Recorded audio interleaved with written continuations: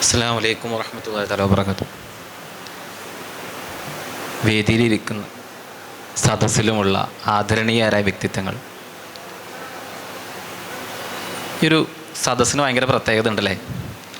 കാരണം എന്താ, നമ്മളെല്ലാവരും അല്ലെങ്കിൽ ഈ വേദിയിലേക്ക് വന്നുകൊണ്ടിരിക്കുന്ന ഇവിടെയുള്ള എല്ലാവരും നമ്മുടെ ഒരു ഭാവിയെ സ്വപ്നം കൊണ്ട് വരുന്ന ആൾക്കാരാണ്. സ്വപ്നങ്ങൾ നെയ്തെടുക്കുന്നവരാണല്ലേ. ആ സ്വപ്നങ്ങൾ നെയ്തെടുക്കുന്നതിൽ, സിവിൽ സർവീസ് എന്നുള്ള സ്വപ്നങ്ങൾ നെയ്തെടുക്കുന്നതിൽ ഒരു വലിയ കുറച്ചും കൂടി ഒരു പ്രത്യേകതയുണ്ട്. ഞാൻ സിവിൽ സർവീസിനെ കുറിച്ച് സംസാരിക്കുന്നതുകൊണ്ടാണ് ഇതിനെപ്പറ്റി പറയുന്നത്. അപ്പം സിവിൽ സർവീസ് എന്നുള്ളൊരു എക്സാം ശരിക്കു പറഞ്ഞാൽ നമ്മുടെ ജനാധിപത്യത്തിൽ ഓരോ സമൂഹത്തിനും ഓരോ കമ്മ്യൂണിറ്റിക്കുമുള്ള റെപ്രസെൻറ്റേഷൻ ഉറപ്പുവരുത്തുന്ന ഒരു എക്സാമാണ്. അപ്പം പല വിധത്തിലുള്ള പ്രോസസ്സ്, ഡെമോക്രാറ്റിക് ആയിട്ടുള്ള പ്രോസസ്സ് നടന്നുകൊണ്ടിരിക്കുന്നുണ്ട്. ഇലക്ഷൻ അതിൽ വൺ ഓഫ് ദി പ്രോസസ്സാണ്.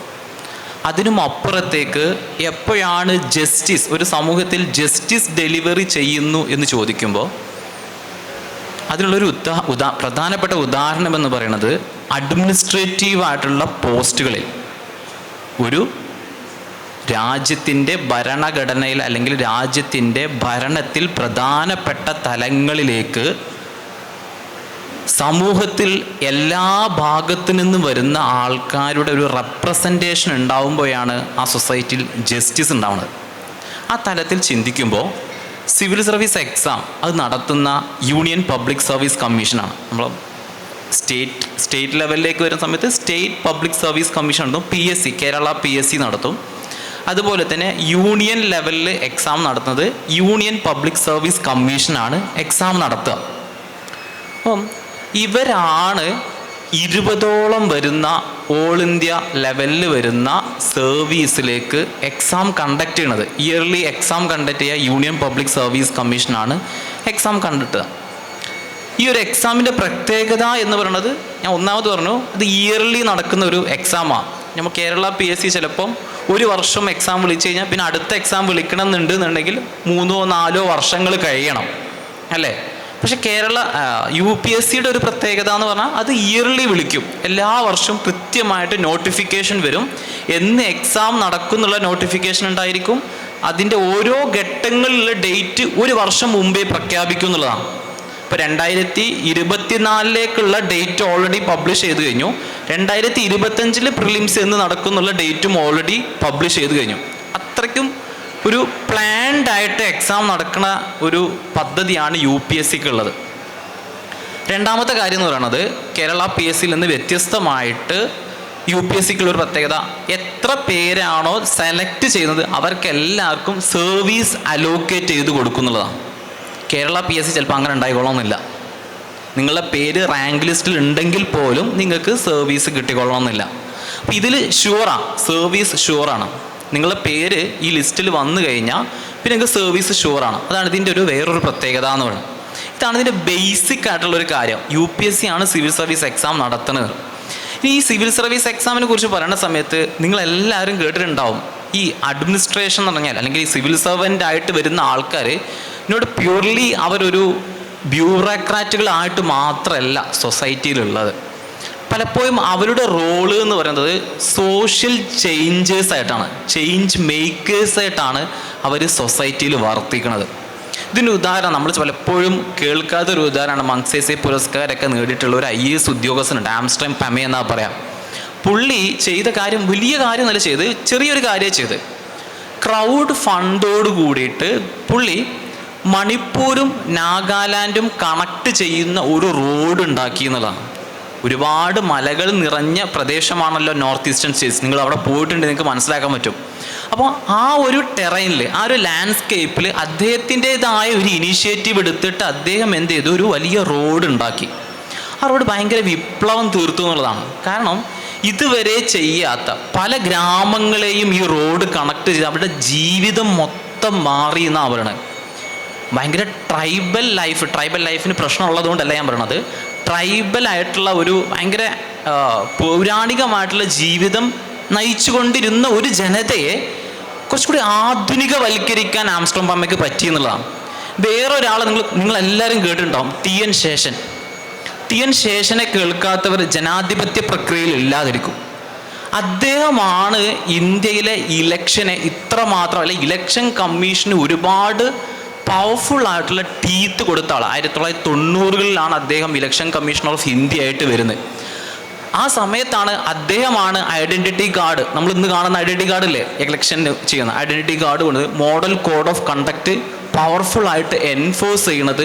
പണ്ട് കാലത്ത് ബൂത്ത് ക്യാപ്ചറിങ് ഉണ്ടായിരുന്നു, ഏതെങ്കിലും ബൂത്ത് ക്യാപ്ചർ ചെയ്യും, എന്നിട്ട് വോട്ടൊക്കെ അവരും സ്വയം ചെയ്യും. ആ പരിപാടി നിർത്തി.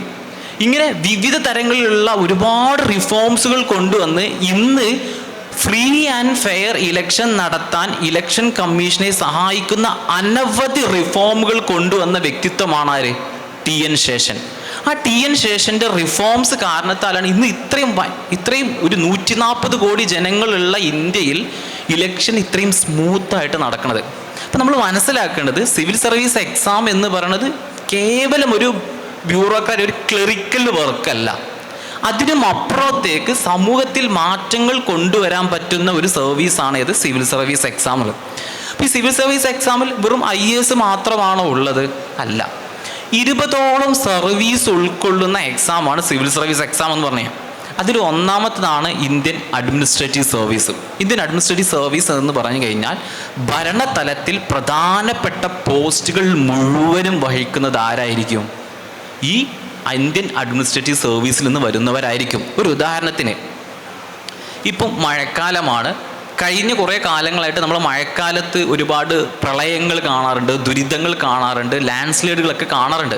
അപ്പോൾ ഒരു ഡിസ്ട്രിക്റ്റിൽ ഒരു ലാൻഡ് സ്ലൈഡ് ഉണ്ടായി, ഒരു ദുരിതമുണ്ടായി, ഒരു ഡിസാസ്റ്റർ ഉണ്ടായി എന്ന് വെക്കുന്ന സമയത്ത് അതിൻ്റെ ക്രൈസിസ് മാനേജറായിട്ട് വർക്ക് ചെയ്യുക അവിടുത്തെ ഡിസ്ട്രിക്ട് കളക്ടറായിരിക്കും. ഡിസ്ട്രിക്ട് കളക്ടറാണ് എന്തൊക്കെ റെസ്ക്യൂ ഓപ്പറേഷൻ നടത്തണം, എന്തൊക്കെ റീഹാബിലിറ്റേഷൻ നടത്തണം, പാവപ്പെട്ട ജനങ്ങൾക്ക് അവർക്ക് വേണ്ട കാര്യങ്ങൾ എവിടെ എങ്ങനെ എത്തിച്ചു കൊടുക്കണം എന്നുള്ള ഒരു കോർഡിനേറ്ററായിട്ട് മാനേജറായിട്ട് വർക്ക് ചെയ്യാം. എത്ര മാത്രമായൊരു പ്രവൃത്തിയാണെന്ന് ആലോചിച്ച് നോക്കും. നമ്മളെല്ലാവരും കഷ്ടപ്പെട്ടുകൊണ്ടിരിക്കുന്ന ഒരു അവസ്ഥ ആയിരിക്കും അല്ലേ?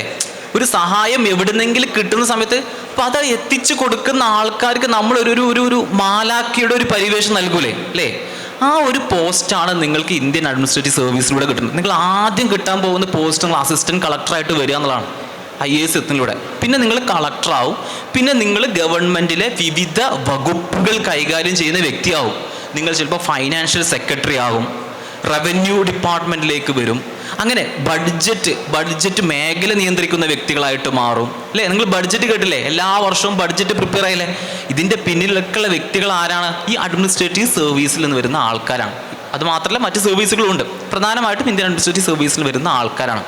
അപ്പം ഇന്ത്യയിലുള്ള 140 കോടി ജനങ്ങളുടെ ജീവിതത്തെ ഇൻഫ്ലുവൻസ് ചെയ്യാൻ പറ്റുന്ന തരത്തിൽ പൊട്ടൻഷ്യൽ ഉള്ള ഒരു സർവീസാണ് ഏത്? പൊട്ടൻഷ്യലുള്ള സർവീസാണ് ഇന്ത്യൻ അഡ്മിനിസ്ട്രേറ്റീവ് സർവീസ് എന്നുള്ളത്. അതിനുള്ള ഉദാഹരണം ഞാൻ നേരത്തെ പറഞ്ഞു, ആംസ്ട്രോങ് ഫാമിലിൻ്റെ ഉദാഹരണവും അതുപോലെ തന്നെ ആരുടേത്? ടി.എൻ. ശേഷൻ്റെ ഉദാഹരണം. അടുത്ത സർവീസാണ് ഇത് ഇന്ത്യൻ പോലീസ് സർവീസ്, IPS എന്ന് പറയും. ഇന്ത്യൻ പോലീസ് സർവീസ് ഞാൻ പറയാൻ തന്നെ ഏറെക്കുറെ നിങ്ങൾക്ക് മനസ്സിലാൻ പറ്റും അല്ലേ? അസിസ്റ്റൻറ്റ് കമ്മീഷണർ ഓഫ് പോലീസ് ആയിട്ട് വരുന്ന ഒരു നാടിൻ്റെ ലോ ആൻഡ് ഓർഡർ കംപ്ലീറ്റ് കാര്യങ്ങൾ കൺട്രോൾ ചെയ്യുന്ന ആരായിരിക്കും? ഈ അസിസ്റ്റൻറ്റ് കമ്മീഷണർ ഓഫ് പോലീസ് ആയിരിക്കും. പുള്ളി അതുപോലെ തന്നെ SP ആയിട്ട്, DIG ആയിട്ട്, IG ആയിട്ട് പോലീസ് ഫോഴ്സിൻ്റെ ഹെഡായിട്ട് വരുന്നത് മുഴുവൻ ആരാണ്? ഈ ഇന്ത്യൻ പോലീസ് സർവീസിൽ നിന്ന് വരുന്ന ആൾക്കാരായിരിക്കും ഉണ്ടായിരിക്കുക. അദ്ദേഹത്തിൻ്റെ കയ്യിലുള്ള പവർ നിങ്ങളൊന്ന് ആലോചിച്ച് നോക്കുക, എത്രമാത്രം പവർ ഉണ്ടായിരിക്കും? ഒരു സമൂഹത്തിൻ്റെ പീസ്, സമാധാനം മുഴുവൻ, അത് എന്തിൽ നിന്നാവട്ടെ, സോഷ്യൽ നോയ്സൻസിൽ നിന്നാവട്ടെ, മറ്റേത് സോഷ്യൽ ലീബേഴ്സിൽ നിന്നാവട്ടെ, മറ്റേത് കാര്യങ്ങൾ നിയന്ത്രിക്കുന്നത് ആരാ? ഈ IPS ഉദ്യോഗസ്ഥന്മാരായിരിക്കും. വീണ്ടും നിങ്ങൾക്ക് നൽകുന്ന ഓപ്പർച്യൂണിറ്റി എന്താണ്? ഈ സൊസൈറ്റിയെ സെർവ് ചെയ്യാനുള്ള ഒരു മെൻറ്റാലിറ്റി, അല്ലെങ്കിൽ സെർവ് ചെയ്യാനുള്ള ഒരു അവസരമാണ് നൽകുന്നത്. ജസ്റ്റിസ് ഡെലിവറി ചെയ്യാനുള്ള ഒരു അവസരമാണ് നൽകുന്നത്. ഇത് പോട്ടെ, IPS പോയി. ഇനി ഇതിൽ രണ്ടും താല്പര്യം ഇല്ലാത്തവരാണെന്ന് ഇരിക്കുക, നിങ്ങൾക്ക് വേറൊരു ഓപ്പർച്യൂണിറ്റികൾ നൽകുന്നുണ്ട്. അതേതാണ്? ഇന്ത്യൻ ഫോറിൻ സർവീസാണ്. ഇന്ത്യൻ ഫോറിൻ സർവീസ് എന്ന് പറഞ്ഞു കഴിഞ്ഞാൽ നിങ്ങൾ വിദേശത്താണ് നിങ്ങളുടെ കരിയറിൻ്റെ 2/3 ഉണ്ടായിരിക്കുക. നിങ്ങൾ വിദേശത്തെ പലവിധ കൺട്രികൾ, ഇന്ത്യക്ക് പല ഏരിയകളിലും കോൺസുലേറ്റുകളുണ്ട്, എംബസികളുണ്ട്. ഇവിടെ എല്ലാം ഇതിൻ്റെ ഹെഡായിട്ട് വരുന്നവരായിരിക്കും? ഇന്ത്യൻ ഫോറിൻ ഓഫീസേഴ്സ് ആയിരിക്കും വരിക. ഒരു ഉദാഹരണത്തിന്, നിങ്ങളിതിൽ പാസ്പോർട്ട് ഇല്ലാത്തവരുണ്ടാവില്ലല്ലോ. പാസ്പോർട്ട് എടുത്തിട്ട് അതിൽ ആരാ സൈൻ ചെയ്തതെന്ന് നോക്കുക. ഒരു IFS ഉദ്യോഗസ്ഥനായിരിക്കും നിങ്ങളുടെ പാസ്പോർട്ടിൽ സൈൻ ചെയ്തിട്ടുണ്ടായിരിക്കുക. അപ്പം ഇന്ത്യയുടെ വിദേശ കോണ്ടാക്ട്, ഇന്ത്യയുടെ ഇൻട്രാക്ഷൻസ് ഉണ്ടായിരിക്കും, റെസ്പോൺസുകൾ ഉണ്ടായിരിക്കും. നിങ്ങളാണ് ഈ IFSC ഉദ്യോഗസ്ഥനാണ് ശരിക്കും പറഞ്ഞു കഴിഞ്ഞാൽ ആ രാജ്യത്തെ, നമ്മുടെ ഇന്ത്യയെ എന്ത് ചെയ്യുന്നത്, റെപ്രസെൻ്റ് ചെയ്തുകൊണ്ട് ആ രാജ്യത്ത് നിൽക്കുന്നത്. അപ്പോൾ നിങ്ങളുടെ പോയിന്റ് ഓഫ് കോണ്ടാക്ട് എന്ന് പറഞ്ഞാൽ ആരായിരിക്കും? എക്സ്റ്റേണൽ അഫയേഴ്സ് മിനിസ്റ്റർ ഉണ്ടായിരിക്കും, പ്രൈം മിനിസ്റ്റർ ഉണ്ടായിരിക്കും, പ്രസിഡന്റ് ഉണ്ടായിരിക്കും. അതുപോലെ തന്നെ ആ രാജ്യത്തെ പ്രസിഡന്റും പ്രൈം മിനിസ്റ്ററും മിനിസ്റ്റേഴ്സും ഇത്തരമുള്ള ഒരു ഹൈലി എലൈറ്റ് ആയിട്ടുള്ള ആൾക്കാരുമായിട്ടാണ് നിങ്ങളുടെ പോയിന്റ് ഓഫ് കോണ്ടാക്ട് ഉണ്ടായിരിക്കുക. അതുമാത്രമല്ല, ഈ ഇന്ത്യൻ ഫോറിൻ സർവീസിന് വേറൊരു പ്രത്യേകത കൊണ്ട്, ഇന്ത്യൻ ഫോറിൻ സർവീസ് എപ്പോഴും വായിക്കാൻ താല്പര്യമുള്ള വ്യക്തികളാണെന്നുണ്ടെങ്കിൽ നിങ്ങൾക്ക് വായിക്കാൻ വേണ്ടി അലവൻസ് വരെ തരും. നിങ്ങൾക്ക് പുസ്തകം വാങ്ങാൻ വേണ്ടി ക്യാഷ് തന്നുകൊണ്ടേയിരിക്കും ഗവൺമെൻറ്. അത് മാത്രമല്ല, നിങ്ങൾ പറയുകയാണ് എനിക്ക് ഈ ഒരു കരിയർ കുറച്ചും കൂടി നിങ്ങൾ ബെറ്റർ ആക്കണം, ഞാൻ കുറച്ചും കൂടി ഒന്ന് ഉഷാറാവണം, എൻറിച്ച് ആകണം എന്ന് നിങ്ങൾ ഗവൺമെൻറ്റോട് പറയാം. എനിക്കൊരു PhD ചെയ്യണം, അല്ലെങ്കിൽ വല്ല കോഴ്സും ഇന്ന യൂണിവേഴ്സിറ്റി ചെയ്യണം, കാലിഫോർണിയ, അങ്ങനെ ഗവൺമെൻറ് കോൺട്രാക്റ്റ് ഉള്ള യൂണിവേഴ്സിറ്റി, യേൽ യൂണിവേഴ്സിറ്റി, കാലിഫോർണിയ, ഇങ്ങനെ ചിക്കാഗോ, കാംബ്രിഡ്ജ്, ഓക്സ്ഫോർഡ് യൂണിവേഴ്സിറ്റി നിങ്ങൾക്ക് വല്ലതും ചെയ്യണമെന്ന് ആഗ്രഹം ഉണ്ടെന്നുണ്ടെങ്കിൽ അതിനുള്ള ഓപ്പർച്യൂണിറ്റിയും നേരെ ഓപ്പൺ ചെയ്ത് തരും. അപ്പോൾ നിങ്ങൾ സെൽഫ് എൻട്രി ചെയ്ത് നിങ്ങളുടെ കോൺട്രാക്റ്റ് നിങ്ങൾ ചിന്തിച്ച് നോക്കും, ഭയങ്കര ഒരു പ്രോമിസിങ് ആയിട്ടുള്ള ഒരു കരിയർ ഓപ്പർച്യൂണിറ്റിയാണ് നിങ്ങൾക്ക് ഇന്ത്യൻ ഫോറിൻ സർവീസ് നൽകുന്നത്. അത് മാത്രമല്ല, യുണൈറ്റഡ് നേഷൻസ്, ഒരുപാട് രാജ്യങ്ങളുടെ സ്ഥാനപതികളും റെപ്രസെൻറ്റേറ്റീവ്സ് ഉള്ള സ്ഥാനങ്ങൾ നിങ്ങൾക്ക് അത്രമാത്രം പൊട്ടൻഷ്യൽ ഉണ്ടെന്നുണ്ടെങ്കിൽ ഇന്ത്യയെ റെപ്രസെൻ്റ് ചെയ്തുകൊണ്ട് സംസാരിക്കാം യുണൈറ്റഡ് നേഷൻസിൽ. ഇതൊക്കെയാണ് ഇന്ത്യൻ ഫോറിൻ സർവീസ് നൽകുന്ന ഒരു ഓപ്പർച്യൂണിറ്റി എന്ന് പറഞ്ഞാൽ. ഇത് കഴിഞ്ഞിട്ടില്ല, ഇത് വേറൊരു സർവീസ്. അടുത്ത സർവീസാണ് ഇന്ത്യൻ റവന്യൂ സർവീസ് എന്ന് പറയുന്നത്. ഇന്ത്യൻ റവന്യൂ സർവീസ് എന്ന് പറഞ്ഞാൽ നമ്മുടെ കസ്റ്റംസ്, അതുപോലത്തെ ഇൻഡയറക്റ്റ് ടാക്സ്, GST ഓഫീസുകളിലൊക്കെ നമ്മൾ ഈ പ്രധാനപ്പെട്ട ഹെഡ് ലെവലിലൊക്കെ വരുന്ന ആരായിരിക്കും? ഈ IRS ഉദ്യോഗസ്ഥന്മാരായിരിക്കും വരിലുണ്ടാവുക. ഇത് മാത്രമല്ല, ഇനിയും സർവീസുകളാണ്. Indian audit and account service. Indian audit and account service എന്ന് പറഞ്ഞു കഴിഞ്ഞാൽ CAG, കംട്രോളർ ആൻഡ് ഓഡിറ്റർ ജനറലിൻ്റെ നേരെ അണ്ടറിൽ വരുന്ന പോസ്റ്റുകളാണ് ഈ ഓഡിറ്റ് ആൻഡ് അക്കൗണ്ട് സർവീസിൽ വരിക. ഇവരെ ജോലി എന്താ? ഗവൺമെൻറ് എങ്ങനെയാണ് ചെലവഴിച്ച കാര്യങ്ങൾ ഓഡിറ്റ് ആൻഡ് അക്കൗണ്ട് നടത്തുക എന്നുള്ളതാണ് ആരുടെ ജോലി? ഇന്ത്യൻ ഓഡിറ്റ് ആൻഡ് അക്കൗണ്ട് സർവീസിൽ വരുന്ന ആൾക്കാരെ ജോലി. ഇത് മാത്രമല്ല, സർവീസിൻ്റെ ലിസ്റ്റുകൾ നീളാം. ഇന്ത്യൻ പോസ്റ്റൽ സർവീസ് ഉണ്ട്, അഥവാ പോസ്റ്റൽ ഡിപ്പാർട്ട്മെൻറ്റ് കംപ്ലീറ്റ് കൺട്രോൾ ചെയ്യുന്ന ആൾക്കാരാണ് ഇന്ത്യൻ പോസ്റ്റൽ സർവീസിൽ വരിക. അതുപോലെ തന്നെ ഇന്ത്യൻ ഇൻഫർമേഷൻ സർവീസ് ഉണ്ട്. ഇന്ത്യൻ ഇൻഫർമേഷൻ സർവീസ് എന്ന് പറഞ്ഞാൽ ഗവൺമെൻറ്റിൻ്റെ PRD ഉണ്ടാകും, അഥവാ പബ്ലിക് റിലേഷൻസ് വകുപ്പുകൾ ഉണ്ടാകും. അതിൻ്റെ കാര്യങ്ങൾ കൺട്രോൾ ചെയ്യുന്നത് ആരായിരിക്കും? ഇന്ത്യൻ ഇൻഫർമേഷൻ സർവീസിലുള്ള ആൾക്കാരായിരിക്കും. അങ്ങനെ വ്യത്യസ്തമായ സർവീസുകൾ ഉൾക്കൊള്ളുന്ന ഒരു എക്സാമാണ് സിവിൽ സർവീസ് എക്സാം എന്ന് പറഞ്ഞു കഴിഞ്ഞാൽ. അപ്പോൾ ഈ ഒരു എക്സാമിലേക്കാണ് ഇയർലി ആര് എക്സാം കണ്ടക്ട് ചെയ്യണത്? UPSC എക്സാം കണ്ടക്ട് ചെയ്യണത്. അപ്പം ഈ എക്സാം ഞാൻ പറഞ്ഞു, എക്സാം എന്ന് പറഞ്ഞാൽ ഒരു വർഷത്തിൽ ഒരിക്കലാണ് ഇതിൻ്റെ നോട്ടിഫിക്കേഷൻ വരിക. നോട്ടിഫിക്കേഷൻ വരുന്ന സമയത്ത് തന്നെ ഇത്ര വേക്കൻസി ഉണ്ട് എന്നാണ് വരിക. ഇപ്പോൾ 2021 വേക്കൻസി എന്ന് പറഞ്ഞാൽ അറൗണ്ട് 700 വേക്കൻസിയാണ് ഉണ്ടായിരുന്നത്. അറൗണ്ട് 700 മീൻസ് അങ്ങോട്ടും ഇങ്ങോട്ടും പ്ലസ് ഓർ മൈനസ് ഉണ്ടായിരിക്കും. 2022 വേക്കൻസി എന്ന് പറഞ്ഞാൽ 1000 സംതിങ് വേക്കൻസിയാണുള്ളത്. ഈ വർഷത്തെ വേക്കൻസി എന്ന് പറഞ്ഞാൽ 1100 something that plus or minus വേക്കൻസിയാണ് ഇപ്രാവശ്യത്തെ സർവീസിൽ വന്നിട്ടുള്ള വേക്കൻസി എന്ന് പറയുന്നത്. അപ്പോൾ ഗവൺമെൻറ്റിൻ്റെ നോട്ടിഫിക്കേഷൻ വരുന്ന സമയത്ത് തന്നെ വേക്കൻസി ഉണ്ടായിരിക്കും. അപ്പോൾ ഇനി എക്സാമിൻ്റെ പ്രോസസ്സ് സ്റ്റാർട്ട് ചെയ്യുക. നമ്മൾ അപ്ലിക്കേഷൻ കൊടുക്കണം. അപ്ലിക്കേഷൻ നമ്മളെ കാര്യങ്ങളുമെല്ലാം UPSCയുടെ സൈറ്റിൽ കയറിയിട്ട് നമ്മൾ അപ്ലൈ ചെയ്യണം. അപ്ലൈ ചെയ്യാൻ സ്ത്രീകൾക്ക് ഫീ ഇല്ല. പിന്നെ മറ്റുള്ളവർക്ക് 100 രൂപ വെച്ചിട്ടുള്ള ഫീ മാത്രം, ചെറിയ ഇനത്തിലുള്ള ഫീ മാത്രമേ UPSC ഇതിന് ഈടാക്കുന്നുള്ളൂ. അതൊരു വെറുതെ ആരെങ്കിലും ആവശ്യമില്ലാതെ കൂടുതൽ അപ്ലൈ ചെയ്ത് കഴിഞ്ഞാൽ ഗവൺമെൻറ്റിന് എക്സ്ട്രാ ചിലവ് ഒഴിവാക്കാൻ വേണ്ടി മാത്രം ചെയ്യുന്ന ഒരു കാര്യം. അപ്പം ഇങ്ങനെ അപ്ലൈ ചെയ്ത് കഴിഞ്ഞാൽ നമ്മൾ ആ പ്രോസസ്സിലേക്ക് തുടങ്ങും. ഒരു ഫെബ്രുവരി ആവുന്നതോട് കൂടിയിട്ടാണ് നോട്ടിഫിക്കേഷൻ വരിക. നോട്ടിഫിക്കേഷൻ വരുന്ന സമയത്ത് ഓരോ കാറ്റഗറി ഉള്ള ആൾക്കാർക്കും വ്യത്യസ്ത തരത്തിലാണ് ഉണ്ടായിരിക്കുക. അപ്പോൾ ജനറൽ കാറ്റഗറിക്കാർക്ക് 6 തവണ ഇതിന് അറ്റംപ്റ്റ് ചെയ്യാൻ പറ്റും. OBC കാറ്റഗറി അഥവാ മാപ്പിള കമ്മ്യൂണിറ്റി, ഈഴവ കമ്മ്യൂണിറ്റി, അങ്ങനെ OBC കാറ്റഗറിയിൽ വരുന്ന ആളാണ്, അതർ ബാക്ക്വേർഡ് കാസ്റ്റിൽ വരുന്ന ആൾക്കാരാണെന്നുണ്ടെങ്കിൽ 9 തവണ എഴുതാൻ പറ്റും. SC ST കാറ്റഗറിയിൽ വരുന്നവരാണെന്നുണ്ടെങ്കിൽ അവർക്ക് ഒരു നിശ്ചിത ഏജ് വരെ എത്രയാണോ അൺലിമിറ്റഡ് ആയിട്ട് അവർക്ക് എഴുതാൻ പറ്റും എന്നുള്ളതാണ് അതിൻ്റെ ഒരു പ്രത്യേകത. അപ്പോൾ ഇങ്ങനെ അപ്ലൈ ചെയ്തിട്ട് വേണം നമ്മളതിലേക്ക് എത്തിച്ചേരാൻ. അപ്പോൾ ചെയ്തതിന് ശേഷം നമ്മൾ ഫെബ്രുവരിയിൽ നോട്ടിഫിക്കേഷൻ വരുന്നു. എക്സാം മോസ്റ്റ് പ്രോബബ്ലി ഉണ്ടാവാറുള്ളത് at the end of May മാസത്തിൻ്റെ അവസാനത്തിലും ജൂൺ മാസത്തിൻ്റെ ഫസ്റ്റ് ഫസ്റ്റ് or സെക്കൻഡ് വീക്കിലാണ് എക്സാം ഉണ്ട്. ഇപ്രാവശ്യത്തെ എക്സാം എന്ന് പറയുന്നത് ജൂൺ 16 എക്സാം. ഇലക്ഷൻ ആയ കാരണത്താൽ മാറ്റി വെച്ചതാണ്. മെയ് 26 നടക്കേണ്ട എക്സാം ആയിരുന്നു, അത് ജൂൺ 16 മാറ്റി വെച്ചു, പോസ്റ്റ്പോൺ ചെയ്തതാണ്. അപ്പോൾ എക്സാം സ്റ്റാർട്ട് ചെയ്യുന്നത് പ്രിലിംസ് എന്ന ഘട്ടത്തിലൂടെയാണ് സ്റ്റാർട്ട് ചെയ്യുന്നത്. UPSC എക്സാമിന് 3 ഘട്ടമായിട്ടാണ് എക്സാം ഉണ്ടാവുക. ആദ്യത്തെ ഘട്ടം എന്ന് പറയുന്നത് പ്രിലിമിനറി എക്സാമിനേഷനാണ്. Preliminary examination. രണ്ടാമത്തെ ഘട്ടം എന്ന് പറയുന്നത് സെക്കൻഡ് ഫേസ് എന്ന് പറയുന്നത് മെയിൻസ് എക്സാമിനേഷനാണ്. മൂന്നാമത്തെ ഘട്ടം എന്ന് പറയുന്നത് പേഴ്സണാലിറ്റി ടെസ്റ്റ്, അതുപോലെ നമ്മൾ ഇൻ്റർവ്യൂ എന്ന് വിളിക്കുന്ന ഘട്ടമാണ്. ഇങ്ങനെ 3 ഘട്ടമായിട്ടാണ് ഉണ്ടാവുക. അതിലെ ആദ്യത്തെ ഘട്ടം വരിക ജൂൺ മാസത്തിലാണെന്ന് നമുക്ക് വെക്കാം. ഇപ്പോൾ ഒരു ടൈം എടുത്ത് ജൂൺ മാസത്തിൽ പ്രിലിമിനറി എക്സാം തുടങ്ങും എന്ന് കരുതാം. അപ്പോൾ ഇതിന് വേണ്ടിയിട്ട് നമ്മൾ പ്രിപ്പയർ ചെയ്യണം. പ്രിലിമിനറി എക്സാമും മെയിൻസ് എക്സാമും തമ്മിൽ വ്യത്യാസമുണ്ട്. നിങ്ങൾ പലപ്പോഴും നമ്മൾ ഒബ്ജക്റ്റീവ് ടൈപ്പ് ഓഫ് ക്വസ്റ്റ്യൻ ചെയ്തിട്ടുണ്ടാവും OMR ഷീറ്റിൽ അല്ലേ. 100 ചോദ്യങ്ങളുണ്ടാവും. അതിൽ ABCD നമ്മൾ ഏതെങ്കിലും ഒരു ബബിൾ ചെയ്യണം. ബബിൾ ചെയ്തിട്ട് അങ്ങനെ 100 ചോദ്യങ്ങൾ ഉൾക്കൊള്ളുന്ന ഒന്നാമത്തെ എക്സാം ഉണ്ടാവും. 2 എക്സാമാണ് പ്രിലിംസിൽ ഉണ്ടാവുക. ഒന്നാമത്തെ എക്സാമിൽ 100 ചോദ്യങ്ങൾ ഉൾക്കൊള്ളുന്ന ഒരു പേപ്പർ ഉണ്ടാവും. അത് രാവിലത്തെ എക്സാമാണ്. 9 മണി തുടങ്ങിയിട്ട് ഉള്ളൊരു എക്സാമാണ് ആദ്യത്തെ എക്സാം എന്ന് പറയുന്നത്. രണ്ടാമത്തെ എക്സാം എന്ന് പറയുന്നത് 80 ചോദ്യങ്ങളാണ് ഉണ്ടാവുക. 2 പേപ്പറും 200 മാർക്കിനാണ് ഉണ്ടാവുക.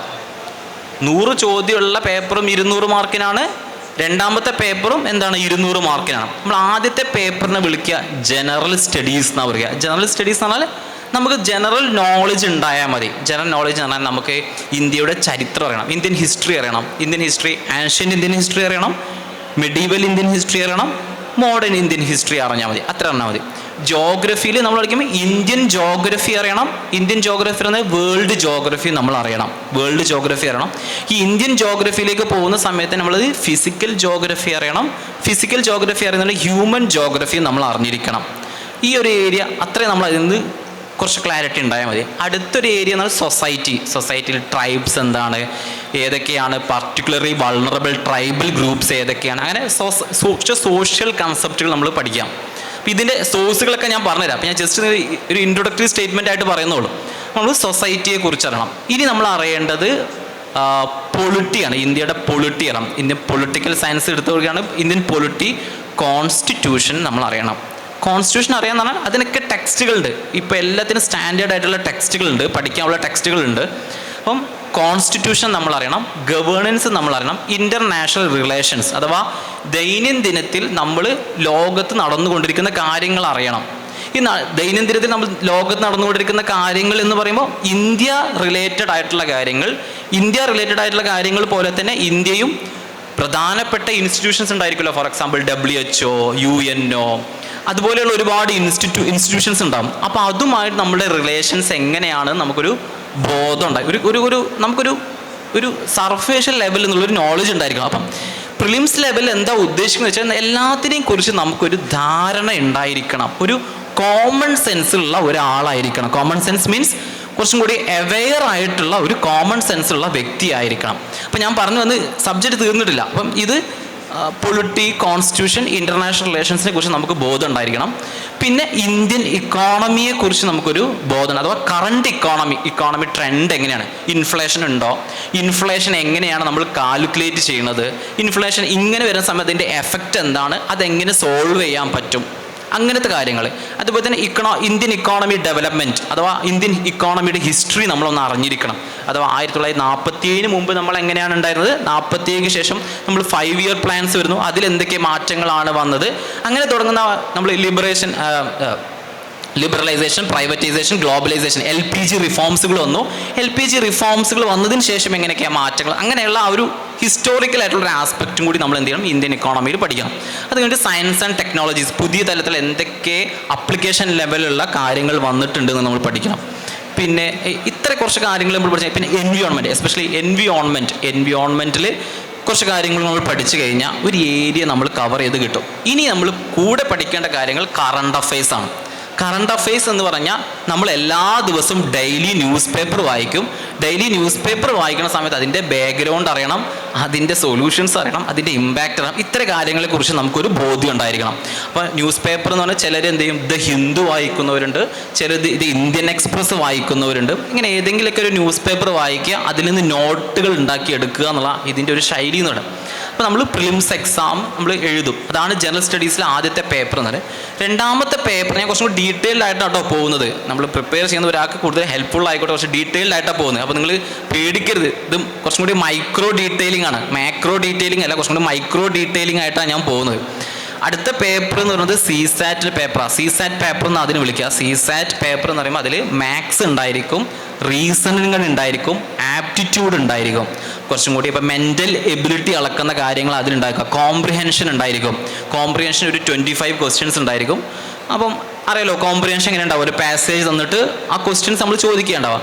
അതുപോലെ തന്നെ മാത്സിൽ നിന്ന് ക്വസ്റ്റ്യൻ ഉണ്ടായിരിക്കും. ഇതിൽ രണ്ടാമത്തെ പേപ്പറിൽ ഒരു പ്രത്യേകത എന്താണെന്ന് ചോദിച്ചാൽ നമുക്കൊരു 66.5 മാർക്ക് കിട്ടിയാൽ മതി. 200-ൽ 66.5 മാർക്ക് കിട്ടിയാൽ മതി. ഏത് രണ്ടാമത്തെ പേപ്പറിൽ. അപ്പോൾ സിമ്പിളാണോ? 66 മാർക്ക് കിട്ടാൻ വേണ്ടി നമ്മൾ എത്ര ക്വസ്റ്റ്യൻ കറക്റ്റ് ചെയ്യണം? ഒരു ക്വസ്റ്റ്യന് 2.5 മാർക്കാണ് ഉണ്ടാവുക. അപ്പോൾ നമ്മളൊരു എറൗണ്ട് ഒരു നമ്മളെ തെറ്റും ശരിയും എല്ലാം കൂട്ടി നമ്മുടെ ആൾ 45 ക്വസ്റ്റ്യൻ ആണ് അറ്റൻഡ് ചെയ്യണമെന്നുണ്ടെങ്കിൽ ഒരു 33, 34, 35 ക്വസ്റ്റ്യൻ കറക്റ്റ് ചെയ്താൽ മതി. 10 ക്വസ്റ്റ്യൻ തെറ്റിക്കാൻ പറ്റും.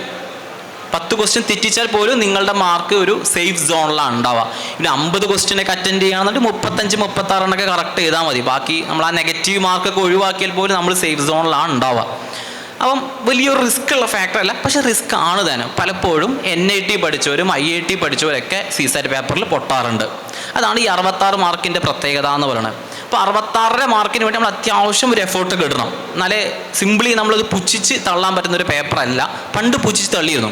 2018, 19 നമുക്ക് എന്ത് ചെയ്യാൻ പറ്റുമായിരുന്നു? പ്രിപ്പയർ ഒന്നും ചെയ്യാതെ പോയാൽ പോലും CSAT പേപ്പർ എഴുതാൻ പറ്റുന്ന തരത്തിലുണ്ടായിരുന്നു. പക്ഷേ 2020 ശേഷം അതിൻ്റെ ടഫ്നെസ് കൂടി എന്ന് മാത്രമല്ല, പലപ്പോഴും GS പേപ്പറിൽ 120, 130 കിട്ടിയവർക്ക് ഇതിൽ പേപ്പറിൽ എന്തായിരിക്കും ചില നല്ല മാർക്ക് കുറവുണ്ടായിരിക്കും. അതിന് ആദ്യത്തെ എക്സാമ്പിൾ നമ്മൾ പറയുന്നത്, ഇപ്പോൾ ഫസ്റ്റ് എൻ്റെ ആദ്യത്തെ അറ്റംപ്റ്റിൽ GS പേപ്പറിൽ എനിക്ക് മാർക്ക് ഉണ്ടായിരുന്നു 113 മാർക്കാണ് ഉണ്ടായിരുന്നത്. പക്ഷേ CSATൽ എൻ്റെ സ്കോർ എന്ന് പറഞ്ഞാൽ 64.18 മാർക്കാണ്. അതൊരു 2 ക്വസ്റ്റ്യൻ്റെ മാറ്റത്തിലാണ്. അത് 2 ക്വസ്റ്റ്യൻ ഞാൻ വെറുതെ കറക്കി കുത്തിയ കാരണം കൊണ്ട് എനിക്ക് പോയതാണ്. നമ്മൾ ഒരു കറക്കി കുത്താനുള്ള ഒരു ടെൻഡൻസി നമ്മൾ കൂടും. അപ്പോൾ അത് കാരണത്താൽ വന്ന പ്രശ്നമാണ്. പിന്നെ അത് പിന്നീട് ഞാൻ പരിഹരിച്ചു, അതല്ല ഞാൻ പറയുന്നത്. അപ്പം ആ ഒരു പോസിബിലിറ്റി എപ്പോഴും അവിടെ ഉണ്ട്. ഇതിൽ മാർക്ക് വന്നാലും അതിൽ ചിലപ്പോൾ എന്തില്ല മാർക്ക് വന്നു കൊള്ളണം എന്നില്ല. അപ്പോൾ ഈ പ്രാവശ്യത്തെ നമ്മൾ കട്ട് ഓഫ് എടുക്കുക. ജനറൽ സ്റ്റഡീസ് പേപ്പറിലെ കട്ട് ഓഫ് എന്ന് പറയുന്നത് വെറും 75 മാർക്കാണ്. 75 മാർക്കാണെന്ന് പറഞ്ഞു കഴിഞ്ഞാൽ എത്ര ക്വസ്റ്റ്യൻ നമ്മൾ കറക്റ്റ് ചെയ്യണം? അറൗണ്ട് ഒരു 38 ക്വസ്റ്റ്യൻ, 39 ക്വസ്റ്റ്യൻ പോട്ടെ, നമ്മളൊരു ആവറേജ് എടുക്കുകയാണെങ്കിൽ ഒരു 40 ക്വസ്റ്റ്യൻ കറക്റ്റ് ചെയ്ത് കഴിഞ്ഞാൽ നമുക്ക് എന്ത് ചെയ്യാൻ പറ്റും? In the list, prelims clear ചെയ്യുന്ന ലിസ്റ്റിലേക്ക് നമുക്ക് എത്താൻ പറ്റും. 40 ക്വസ്റ്റ്യൻ കറക്റ്റ് ചെയ്യുക എന്നുള്ളത് എളുപ്പമായിട്ട് നിങ്ങൾക്ക് തോന്നുന്നുണ്ടോ? 10 ലക്ഷം പേര് അപ്ലിക്കേഷൻ നൽകുന്നതിൽ വെറും 10,000 പേര് മാത്രമേ എടുക്കുള്ളൂ. ഈ 10,000 പേര് എടുക്കുക എന്നുള്ളത് ഇത് ഒരു 75 മാർക്ക് കിട്ടിയ എല്ലാവരും തിരഞ്ഞെടുക്കുകയല്ല ചെയ്യുക. നേരെ തിരിച്ച് മുകളിൽ നിന്ന് താഴോട്ട് വലിക്കുക ചെയ്യുക. 10,000 പേരെ മാത്രമേ എടുക്കുള്ളൂ. അപ്പോൾ ഈ 10,000 പേരുടെ സ്കോറും ഇപ്പം ഈ പ്രാവശ്യത്തെ പ്രിലിംസ് എക്സാമിൽ 10,000 പേര് 160 മാർക്ക് വാങ്ങിയെന്ന് കരുതുക. അപ്പോൾ കട്ട് ഓഫ് എത്ര വരിക? 160 കട്ട് ഓഫ് വരിക. അപ്പോൾ നമ്മളിത് മനസ്സിലാക്കേണ്ടത്, ബാക്കി വരുന്ന 9,90,000 പേര് എന്ത് മാർക്കിൻ്റെ താഴെ വരുന്നത്? ഒന്നെങ്കിൽ അവരെ CSATൽ പ്രശ്നങ്ങളുണ്ട്, അല്ലെങ്കിൽ 75 മാർക്ക് അവർക്ക് സ്കോർ ചെയ്യാൻ പറ്റിയിട്ടില്ല. That's the level of competition. ഞാനത് വളരെ ട്രൂത്ത്ഫുള്ളി പറഞ്ഞു, ഇതാണ് അതിൻ്റെ കോമ്പറ്റീഷൻ എന്ന് പറയുന്നത്. പ്രിലിംസ് കുറച്ചും കൂടി ഡൈസിയാണ്. ചിലപ്പോൾ നമുക്ക് അറിയുന്ന മേഖലയിൽ ചോദിക്കും, അറിയാത്ത മേഖലകളിൽ നമുക്ക് ചോദിക്കും. പക്ഷേ ആൾവേസ് നമ്മൾ മനസ്സിലാക്കുന്ന ഒരു കാര്യം, ഈ UPSC പ്രിലിംസ് ഇങ്ങനെ കണ്ടിന്യൂസ്ലി പാസ്സാവുന്നതുകൊണ്ട് പറയാം, UPSC ആൾവേസ് ഒരു മൈൻഡ് ഗെയിമാണ്. മൈൻഡ് ഗെയിം എന്ന് പറഞ്ഞു കഴിഞ്ഞാൽ നമ്മുടെ മൈൻഡിനെ നമുക്ക് എത്രമാത്രം കൺട്രോൾ ചെയ്യാൻ പറ്റും, നമ്മൾ എത്രമാത്രം ഭയങ്കര ഓപ്പണായിട്ട് തിങ്ക് ചെയ്യാൻ പറ്റും, ഭയങ്കര എല്ലാത്തിനെയും കുറിച്ച് നമുക്ക് ആ ഒരു പോയിന്റ് ഓഫ് ടൈമിൽ തിങ്ക് ചെയ്യാൻ പറ്റുന്ന ഒരു സ്കില്ല് നിങ്ങൾ ഉണ്ടാക്കിയെടുക്കാൻ പറ്റുകയാണെന്നുണ്ടെങ്കിൽ പ്രിലിംസ് ഒരു മാറ്റർ അല്ല. നിങ്ങൾക്ക് ഏത് ചോദ്യം ചോദിച്ചു കഴിഞ്ഞാലും അത് ലോക്കിംഗ് അൺലോക്കിംഗ് പോലെയുള്ള ക്വസ്റ്റ്യനാണ്. കാരണം ഉത്തരം നിങ്ങളുടെ മുമ്പിൽ ഓൾറെഡി ഉണ്ട് പ്രിലിംസിൽ. നിങ്ങളത് കണ്ടെത്തിയാൽ മാത്രം മതി, അൺലോക്ക് ചെയ്താൽ മതി. ഈ അൺലോക്ക് ചെയ്യാനുള്ള സ്കില്ലാണ് നമ്മൾ പ്രാക്ടീസിലൂടെ ഡെവലപ്പ് ചെയ്ത് എടുക്കുക പ്രിലിംസിലൂടെ. അപ്പോൾ പ്രിലിംസ് ഘട്ടം കഴിഞ്ഞാൽ അതിൽ നമ്മൾ ക്വാളിഫൈ ചെയ്തു. അപ്പോൾ ഒരു 1 മന്ത് കഴിഞ്ഞ് കഴിഞ്ഞാൽ അതിൻ്റെ റിസൾട്ട് വരും. റിസൾട്ട് വരുന്ന സമയത്ത് അടുത്ത ഘട്ടം എന്ന് പറയുന്നത്, ഞാൻ ഇതിൻ്റെ കുറച്ചും കൂടി ഡീറ്റെയിൽ ആയിട്ട് പോകാം. അടുത്ത ഘട്ടം മെയിൻസ് എക്സാമാണ്. മെയിൻസ് എക്സാം എന്ന് പറഞ്ഞാൽ ഒരു 9 പേപ്പറുള്ളൊരു എക്സാമാണ്. ഈ 9 പേപ്പറുള്ള എക്സാം എന്ന് പറഞ്ഞു കഴിഞ്ഞാൽ അതിൽ GS1, GS2, GS3, GS4. GS എന്ന് പറഞ്ഞാൽ general studies paper 1, general studies paper 2, paper 3, paper 4. ഇങ്ങനെ 4 പേപ്പർ ഉണ്ടായിരിക്കും. ഒരു essay പേപ്പർ ഉണ്ടായിരിക്കും. essayയിൽ 2 essay നമ്മൾ എഴുതണം. 1500 വേർഡുള്ള 2 essay, 1200 1500 വരെയുള്ള വേർഡുള്ള 2 essay നമ്മൾ എഴുതണം. അപ്പം ഒരു essay പേപ്പർ ഉണ്ടായിരിക്കും, 2 ലാംഗ്വേജ് പേപ്പർ ഉണ്ടായിരിക്കും. ലാംഗ്വേജ് പേപ്പർ മീൻസ് ഒരു ഇംഗ്ലീഷ് കമ്പൽസറി പേപ്പർ ഉണ്ടായിരിക്കും, ഒരു റീജിയണൽ ലാംഗ്വേജ്. നമ്മൾ മലയാളികളായതുകൊണ്ട് മോസ്റ്റ് പ്രോബ്ലി നമ്മളെല്ലാവരും എടുക്കാനുള്ള ഏത് ലാംഗ്വേജ് എടുക്കുക? മലയാളം എടുക്കും. അപ്പം മലയാളം ഒരു റീജിയണൽ ലാംഗ്വേജ് പേപ്പർ ആയിരുന്നു. ഇപ്പോൾ എത്ര പേപ്പറായി? 7 പേപ്പർ. ഇനി 2 ഓപ്ഷണൽ പേപ്പറും കൂടി ഉണ്ടായിരിക്കും. രണ്ട് ഓപ്ഷണൽ പേപ്പർ എന്ന് പറയുന്ന സമയത്ത് അത് നമ്മുടെ ബാക്ക്ഗ്രൗണ്ട് അനുസരിച്ച്, നമ്മുടെ ടേസ്റ്റ് ആൻഡ് പ്രിഫറൻസ് അനുസരിച്ച് നമുക്ക് എടുക്കാം. ഒരാൾ മെഡിക്കൽ സയൻസിൻ്റെ ബാക്ക്ഗ്രൗണ്ടിൽ നിന്ന് വരുന്ന വ്യക്തിയാണെന്നുണ്ടെങ്കിൽ, അപ്പം ഗ്രാജുവേഷൻ കഴിഞ്ഞതിന് ശേഷം 21 വയസ്സായതിനു ശേഷം നമുക്ക് സിവിൽ സർവീസ് എക്സാം എഴുതാൻ പറ്റുള്ളൂ. അപ്പോൾ ഒരാൾ കരുതാണ് എൻ്റെ ഗ്രാജുവേഷൻ സബ്ജക്റ്റിൽ എനിക്ക് നല്ല ഡെപ്തായ നോളജ് ഉണ്ട്, ഞാൻ എന്ത് ചെയ്യാം, എൻ്റെ ഈ ഗ്രാജുവേഷൻ സബ്ജക്റ്റിനെ എടുത്തേക്കാം. ഒരാൾ എടുത്തത് ഇപ്പം MSW ചെയ്ത സോഷ്യോളജിയിൽ ചെയ്ത വ്യക്തിയാണെങ്കിൽ അയാൾ കരുത് ഞാൻ സോഷ്യോളജി ഒരു ഓപ്ഷണലായിട്ട് എടുക്കുകയാണെങ്കിൽ അയാൾക്ക് സോഷ്യോളജി ഓപ്ഷണലായിട്ട് എടുക്കാം. ഇപ്പോൾ മെഡിക്കൽ സയൻസ് ചെയ്ത ഒരാളാണെന്നല്ലേ, MBBS ചെയ്ത ഒരാളാണ്, എനിക്ക് മെഡിക്കൽ സയൻസ് ഒരു ഓപ്ഷണൽ സബ്ജക്റ്റ് എടുക്കണം, അയാൾക്കത് എടുക്കാം. എഞ്ചിനീയറിംഗ് സബ്ജക്റ്റ് ഒരാൾ എടുക്കാം, അത് അയാൾക്ക് എടുക്കാം. പക്ഷേ ഇപ്പം ഞാൻ ഗ്രാജുവേഷൻ ഇതൊന്നുമല്ല, എനിക്ക് ഇൻട്രസ്റ്റ് വേറെ ഒന്നിലാണെന്ന് കരുതുക. അപ്പം ഞാൻ ഹിസ്റ്ററി ബാക്ക്ഗ്രൗണ്ടിൽ വരുന്ന വ്യക്തിയാണെന്നുണ്ടെങ്കിൽ എനിക്ക് മലയാളം ഒരു ഓപ്ഷണൽ സബ്ജക്റ്റായിട്ട് എടുക്കുന്നുണ്ടെങ്കിൽ അതും എടുക്കാം. അതിൽ UPSC ഒന്നുപോലും നിങ്ങൾ റെസ്ട്രിക്റ്റ് ചെയ്യുന്നില്ല. അപ്പം നിങ്ങൾ ഹിസ്റ്ററി പഠിച്ച ആളാണ്, നിങ്ങൾക്ക് മെഡിക്കൽ സയൻസ് കാണുന്നുണ്ടെങ്കിൽ എന്ത് ചെയ്യാം? ഓപ്ഷണൽ സബ്ജക്റ്റായിട്ട് എടുക്കാം. അതിലൊരു റെസ്ട്രിക്ഷൻ ഇല്ല. അത് നിങ്ങളുടെ താല്പര്യമാണ്, നിങ്ങൾക്ക് എത്രമാത്രം അതിൽ പെർഫോം ചെയ്യാൻ പറ്റും എന്നതിൻ്റെ ബേസിലാണ് നമ്മൾ ഈ ഓപ്ഷണൽ സബ്ജക്റ്റ് തിരഞ്ഞെടുക്കുക. അങ്ങനെ ഓപ്ഷണൽ സബ്ജക്റ്റിൻ്റെ 2 പേപ്പറും, അങ്ങനെ 9 പേപ്പറാണ് നമുക്ക് മെയിൻസ് എക്സാമിൽ എഴുതാണ്ടാവുക. ഇതിൻ്റെ ഒരു പ്രത്യേകത എന്താ വെച്ചാൽ, നേരത്തെ പ്രിലിംസ് ഘട്ടത്തിൽ ഒബ്ജക്റ്റീവ് ടൈപ്പ് ഓഫ് ക്വസ്റ്റ്യൻസ് വന്നിരുന്നത്. മെയിൻസ് എക്സാമിലേക്ക് വരുന്ന സമയത്ത് കുറച്ചും കൂടി സബ്ജക്റ്റീവ് ടൈപ്പാണ്. നമ്മൾ എഴുതണം, എഴുതി പ്രതിഫലിപ്പിക്കണം. ഹിയർ കംസ്, ഇവിടെയാണ് നമ്മുടെ മൊത്തം കളി മാറുന്നത്. പ്രിലിംസൊക്കെ എന്താ, ജസ്റ്റ് ഫിൽട്ടറിങ് പ്രോസസ്സാണ്. ഫിൽട്ടറിങ് പ്രോസസ്സ്, ആരാണ് സീരിയസ് കാൻഡിഡേറ്റ് എന്ന് UPSC അറിയാനുള്ള ഒരു പ്രോസസ്സാണ് ഏത്, ഈ പ്രിലിംസ് ഘട്ടം എന്ന് പറഞ്ഞത്. മെയിൻസ് ഘട്ടത്തിലേക്കാണ് ശരിയായിട്ടുള്ള ആസ്പിരൻസിൻ്റെ കോമ്പറ്റീഷൻ ലെവൽ വരുന്നത്. അവിടെയാണ് ആ 10,000 പേര് വരുന്നത്. 10,000 പേരിലെ കോമ്പറ്റീഷൻ സ്റ്റിൽ നമുക്ക് കോമ്പീറ്റ് ചെയ്യാൻ പറ്റുന്നുള്ളൂ. ഇതിൽ ഓരോന്നും പ്രിപ്പയർ ചെയ്യണം. അപ്പം GS1 വരുന്ന പേപ്പറുകൾ ഞാൻ നേരത്തെ പറഞ്ഞു. ഹിസ്റ്ററി പഠിക്കുകയാണെങ്കിൽ നമുക്ക് +1 +2 NCERT നമ്മൾ വായിക്കുക. അതുപോലെ തന്നെ RS ശർമ്മയുടെ ബുക്കുകളുണ്ട്, അത് നമ്മൾ വായിച്ചാൽ മതി. ജസ്റ്റ് ഫോർ ദ ഫൗണ്ടേഷൻ ലെവലുള്ള നോളജിന് വേണ്ടിയിട്ട് നമ്മളത് പഠിക്കുക. ജോഗ്രഫിക്ക് ആണെന്നുണ്ടെങ്കിൽ നമുക്ക് എന്ത് ചെയ്യാൻ മതി, +1 +2 ജോഗ്രഫിയുടെ ടെക്സ്റ്റ് ബുക്സ് ഉണ്ട്, അത് പഠിക്കുക. അല്ലെങ്കിൽ PMF IASൻ്റെ നോട്ട്സ് ഉണ്ടായിരിക്കും, അതിരുന്ന് പഠിച്ചാൽ മതി. രണ്ടും സൊസൈറ്റി ഉണ്ടായിരിക്കുക. സൊസൈറ്റിക്ക് നമ്മൾ സോഷ്യോളജിയുടെ ടെക്സ്റ്റ് ബുക്സ് ഉണ്ടായിരിക്കും, അതോട് കൂടിയിട്ട് കുറച്ചും കൂടി നമ്മൾ വാല്യൂ അഡീഷൻ ആയിട്ട് കുറച്ച് കോച്ചിങ് മെറ്റീരിയൽസിൻ്റെ നോട്ട്സും കൂടി ഉണ്ടായിരിക്കും. അതെടുത്ത് പഠിച്ച് കഴിഞ്ഞാൽ സോഷ്യോളജി നമുക്ക് കവർ ചെയ്യാൻ പറ്റും. രണ്ടാമത്തെ ഘട്ടത്തിൽ GS2 പേപ്പറിലേക്ക് വരുന്ന സമയത്ത് അതിൽ പൊളിറ്റി, കോൺസ്റ്റിറ്റ്യൂഷൻ, ഗവേണൻസ് 3 ഘട്ടങ്ങളാണ്. അതിൽ ലക്ഷ്മികാന്താണ് നമ്മൾ പ്രിലിംസിന് വേണ്ടി റെഫർ ചെയ്യാനുള്ളത്. ലക്ഷ്മികാന്ത് നമ്മളൊരു വാല്യൂ അഡീഷൻ ആയിട്ടാണ് ഇവിടെ വെക്കുക. പിന്നെ നമ്മൾ കുറച്ചും കൂടി ബുക്സുകളൊക്കെ വായിച്ച് പ്രിലിംസിന് മെയിൻസിന് വേണ്ടിയുള്ള പോയിന്റ്സ് നമ്മൾ ഉണ്ടാക്കിയെടുക്കണം. അപ്പോൾ അതിൽ ന്യൂസ് പേപ്പർ നമ്മൾ ഒരുപാട് ഹെൽപ്പ് ചെയ്യും. ന്യൂസ് പേപ്പർ നമ്മൾ കുറച്ചും കൂടി ഡെപ്ത് ആയിട്ട് അനലൈസ് ചെയ്തിട്ട് നമ്മൾ വായിച്ചിട്ടുണ്ടെങ്കിൽ അത് നന്നായിട്ട് നമ്മളെ GS2 പേപ്പറിൽ നമ്മളെ ഹെൽപ്പ് ചെയ്യും. GS2 പേപ്പർ കഴിഞ്ഞിട്ടില്ല, ഇതിനോട് കൂടെ എന്തുണ്ട്, സോഷ്യൽ ജസ്റ്റിസ് എന്നുള്ളൊരു പാട്ടുണ്ട്. സോഷ്യൽ ജസ്റ്റിസ് എന്ന പാട്ടിൽ നമ്മൾ പോവേർട്ടി എങ്ങനെയാണ്, അൺഎംപ്ലോയ്മെൻറ്റ് എങ്ങനെയാണ്, അത്തരം കാര്യങ്ങളാണ് നമ്മൾ അവിടെ പഠിക്കുക. അതെങ്ങനെയാണ് അതിനെ മാനേജ് ചെയ്യേണ്ട കാര്യങ്ങൾ, അതിൻ്റെ സൊല്യൂഷൻസ് എന്തൊക്കെയാണെന്നുള്ള കാര്യങ്ങൾ നമ്മൾ പഠിക്കും. NGO, SHE തുടങ്ങിയ കാര്യങ്ങളാണ് നമ്മൾ സോഷ്യൽ ജസ്റ്റിസിൽ പഠിക്കുക. അത് കഴിഞ്ഞിട്ട് അതിനോട് കൂടി പേപ്പറോട് കൂടി ഒരു പേപ്പറും കൂടി ഉണ്ട്, ഇൻ്റർനാഷണൽ റിലേഷൻസ്. അതൊരു മെയിൻസ് പോയിന്റ് ഓഫ് വ്യൂവിൽ നമ്മൾ പ്രധാനപ്പെട്ട കൺട്രീസ് ഉണ്ടാവില്ലേ, ഇപ്പം USA, അമേരിക്ക, രണ്ടൊന്നാണല്ലേ, റഷ്യ, പിന്നെ ബ്രിട്ടൻ, ഫ്രാൻസ്, യുണൈറ്റഡ് നേഷൻസ്. അപ്പോൾ ഇതിൽ പ്രധാനപ്പെട്ട ഒരു 10-30 രാജ്യങ്ങളൊക്കെ ഉള്ളൂ പ്രധാനപ്പെട്ട കൺട്രീസ്. ഇതുമായുള്ള റിലേഷൻസ് എന്താണ്, കറണ്ട് അഫയേഴ്സിൽ വരുന്ന റിലേഷൻസ് എന്താണെന്ന് നമ്മൾ പഠിച്ചു വെച്ച് അതിൻ്റെ പാസ്റ്റ്, പ്രസൻറ്റ്, ഫ്യൂച്ചർ ലെവലിലുള്ള റിലേഷൻസ് നമ്മൾ അനലൈസ് ചെയ്ത് നമ്മുടേതായ ഒരു വ്യൂ പോയിന്റ് വരണം. അതാണ് സെക്കൻഡ് പേപ്പറിൽ നമുക്ക് ചെയ്യാനുള്ളത്. തേർഡ് പേപ്പറിലേക്ക് വരുമ്പോൾ ഇക്കോണമിയാണ്. ഇക്കോണമി നമ്മൾ പലരും പല ടെക്സ്റ്റ് ബുക്കും യൂസ് ചെയ്യുന്നുണ്ട്, പലപ്പോഴും അതിനൊരു പ്രത്യേക മെറ്റീരിയൽ ഇല്ല എന്നുള്ളതാണ് മെയിൻസിന് വേണ്ടിയിട്ട്. അതിന് നമ്മൾ ചെയ്യുക കറണ്ട് അഫയേഴ്സ് ഓറിയൻറ്റഡ് ആയിട്ടുള്ള സാധനങ്ങളാണ് നമ്മൾ എടുക്കുക. പലപ്പോഴും പല മെറ്റീരിയൽസ് വേണ്ടി, ഫോർ എക്സാമ്പിൾ വിഷൻ IAS നടത്തുന്ന വിഷൻ IAS ഇൻസ്റ്റിറ്റ്യൂട്ട് ഇറക്കുന്ന ഒരു മെയിൻസ് 365 എന്നുള്ള ടെക്സ്റ്റ് ഉണ്ട്. ഉണ്ട്, ഏകദേശം കുറച്ചൊക്കെ അത് വായിച്ച് തന്നാൽ മതി. അങ്ങനെ ഇക്കോണമിക്ക് വേണ്ടിയിട്ട്, എൻവിയോൺമെൻറ്റിന് വേണ്ടിയിട്ട് ഇതെല്ലാം കോച്ചിങ് മെറ്റീരിയൽസ് അവൈലബിൾ ആണ്. അത് നമ്മൾ വായിച്ചിരുന്നാലും മതി. പിന്നെ ഇതോടുകൂടി കുറച്ച് എക്സ്ട്രാ അഡീഷണൽ സബ്ജക്റ്റ് കൂടി നമ്മൾ GS3 ടോപ്പിക്കിന് വേണ്ടി പഠിക്കും. അതാണ് disaster management, internal security, science and ടെക്കിലെ കുറച്ച് ഏരിയാസ് നമ്മൾ എക്സ്ട്രാ പഠിക്കേണ്ടതുണ്ട്. അപ്പോൾ ഇത്രയും പഠിച്ചു കഴിഞ്ഞാൽ നമ്മൾ GS3 പേപ്പറുമായി. പിന്നെ GS4 പേപ്പറിലേക്ക് വരുമ്പോൾ ഇവിടെയാണ് നമ്മുടെ എത്തിക്സ് അളക്കുന്നത്. ഇവിടെ കുറച്ചും കൂടി കാര്യം നമ്മൾ ക്രിയേറ്റീവായിട്ട് എഴുതാൻ പറ്റുന്ന, അല്ലെങ്കിൽ നമ്മുടെ മൈൻഡ് റിഫ്ലക്റ്റ് ചെയ്യാൻ പറ്റുന്ന ഒരു പേപ്പറാണ് GS4 എന്നുള്ളത്. നമ്മൾ എത്രമാത്രം നൈതികതയുള്ള ഒരു മനുഷ്യനാണ്, എത്രമാത്രം എത്തിക്കലായിട്ടുള്ള പേഴ്സൺ ആണെന്നാണ് GS4 അളക്കുന്നത്. അപ്പോൾ GS4 ethics, aptitude, foundational values of civil service, നമ്മൾ എത്രമാത്രം എമ്പത്തറ്റിക് ആണ്, ഹോണസ്റ്റി ആണ്, ഇൻറ്റഗ്രിറ്റി ആണ് എന്നുള്ള അളക്കണത്. ഇത് എങ്ങനെയാണ് അളക്കണമെന്ന് അറിയാവോ? നേരത്തെ മെയിൻസ് എക്സാമിൻ്റെ ഒരു ക്വസ്റ്റ്യൻ എന്ന് പറയുന്നത് 10 മാർക്കിൻ്റെ 10 ക്വസ്റ്റ്യൻ, 15 മാർക്കിൻ്റെ 10 ക്വസ്റ്റ്യൻ, അങ്ങനെ 250 മാർക്ക് GS1, 2, 3 പേപ്പറിൽ വരാം.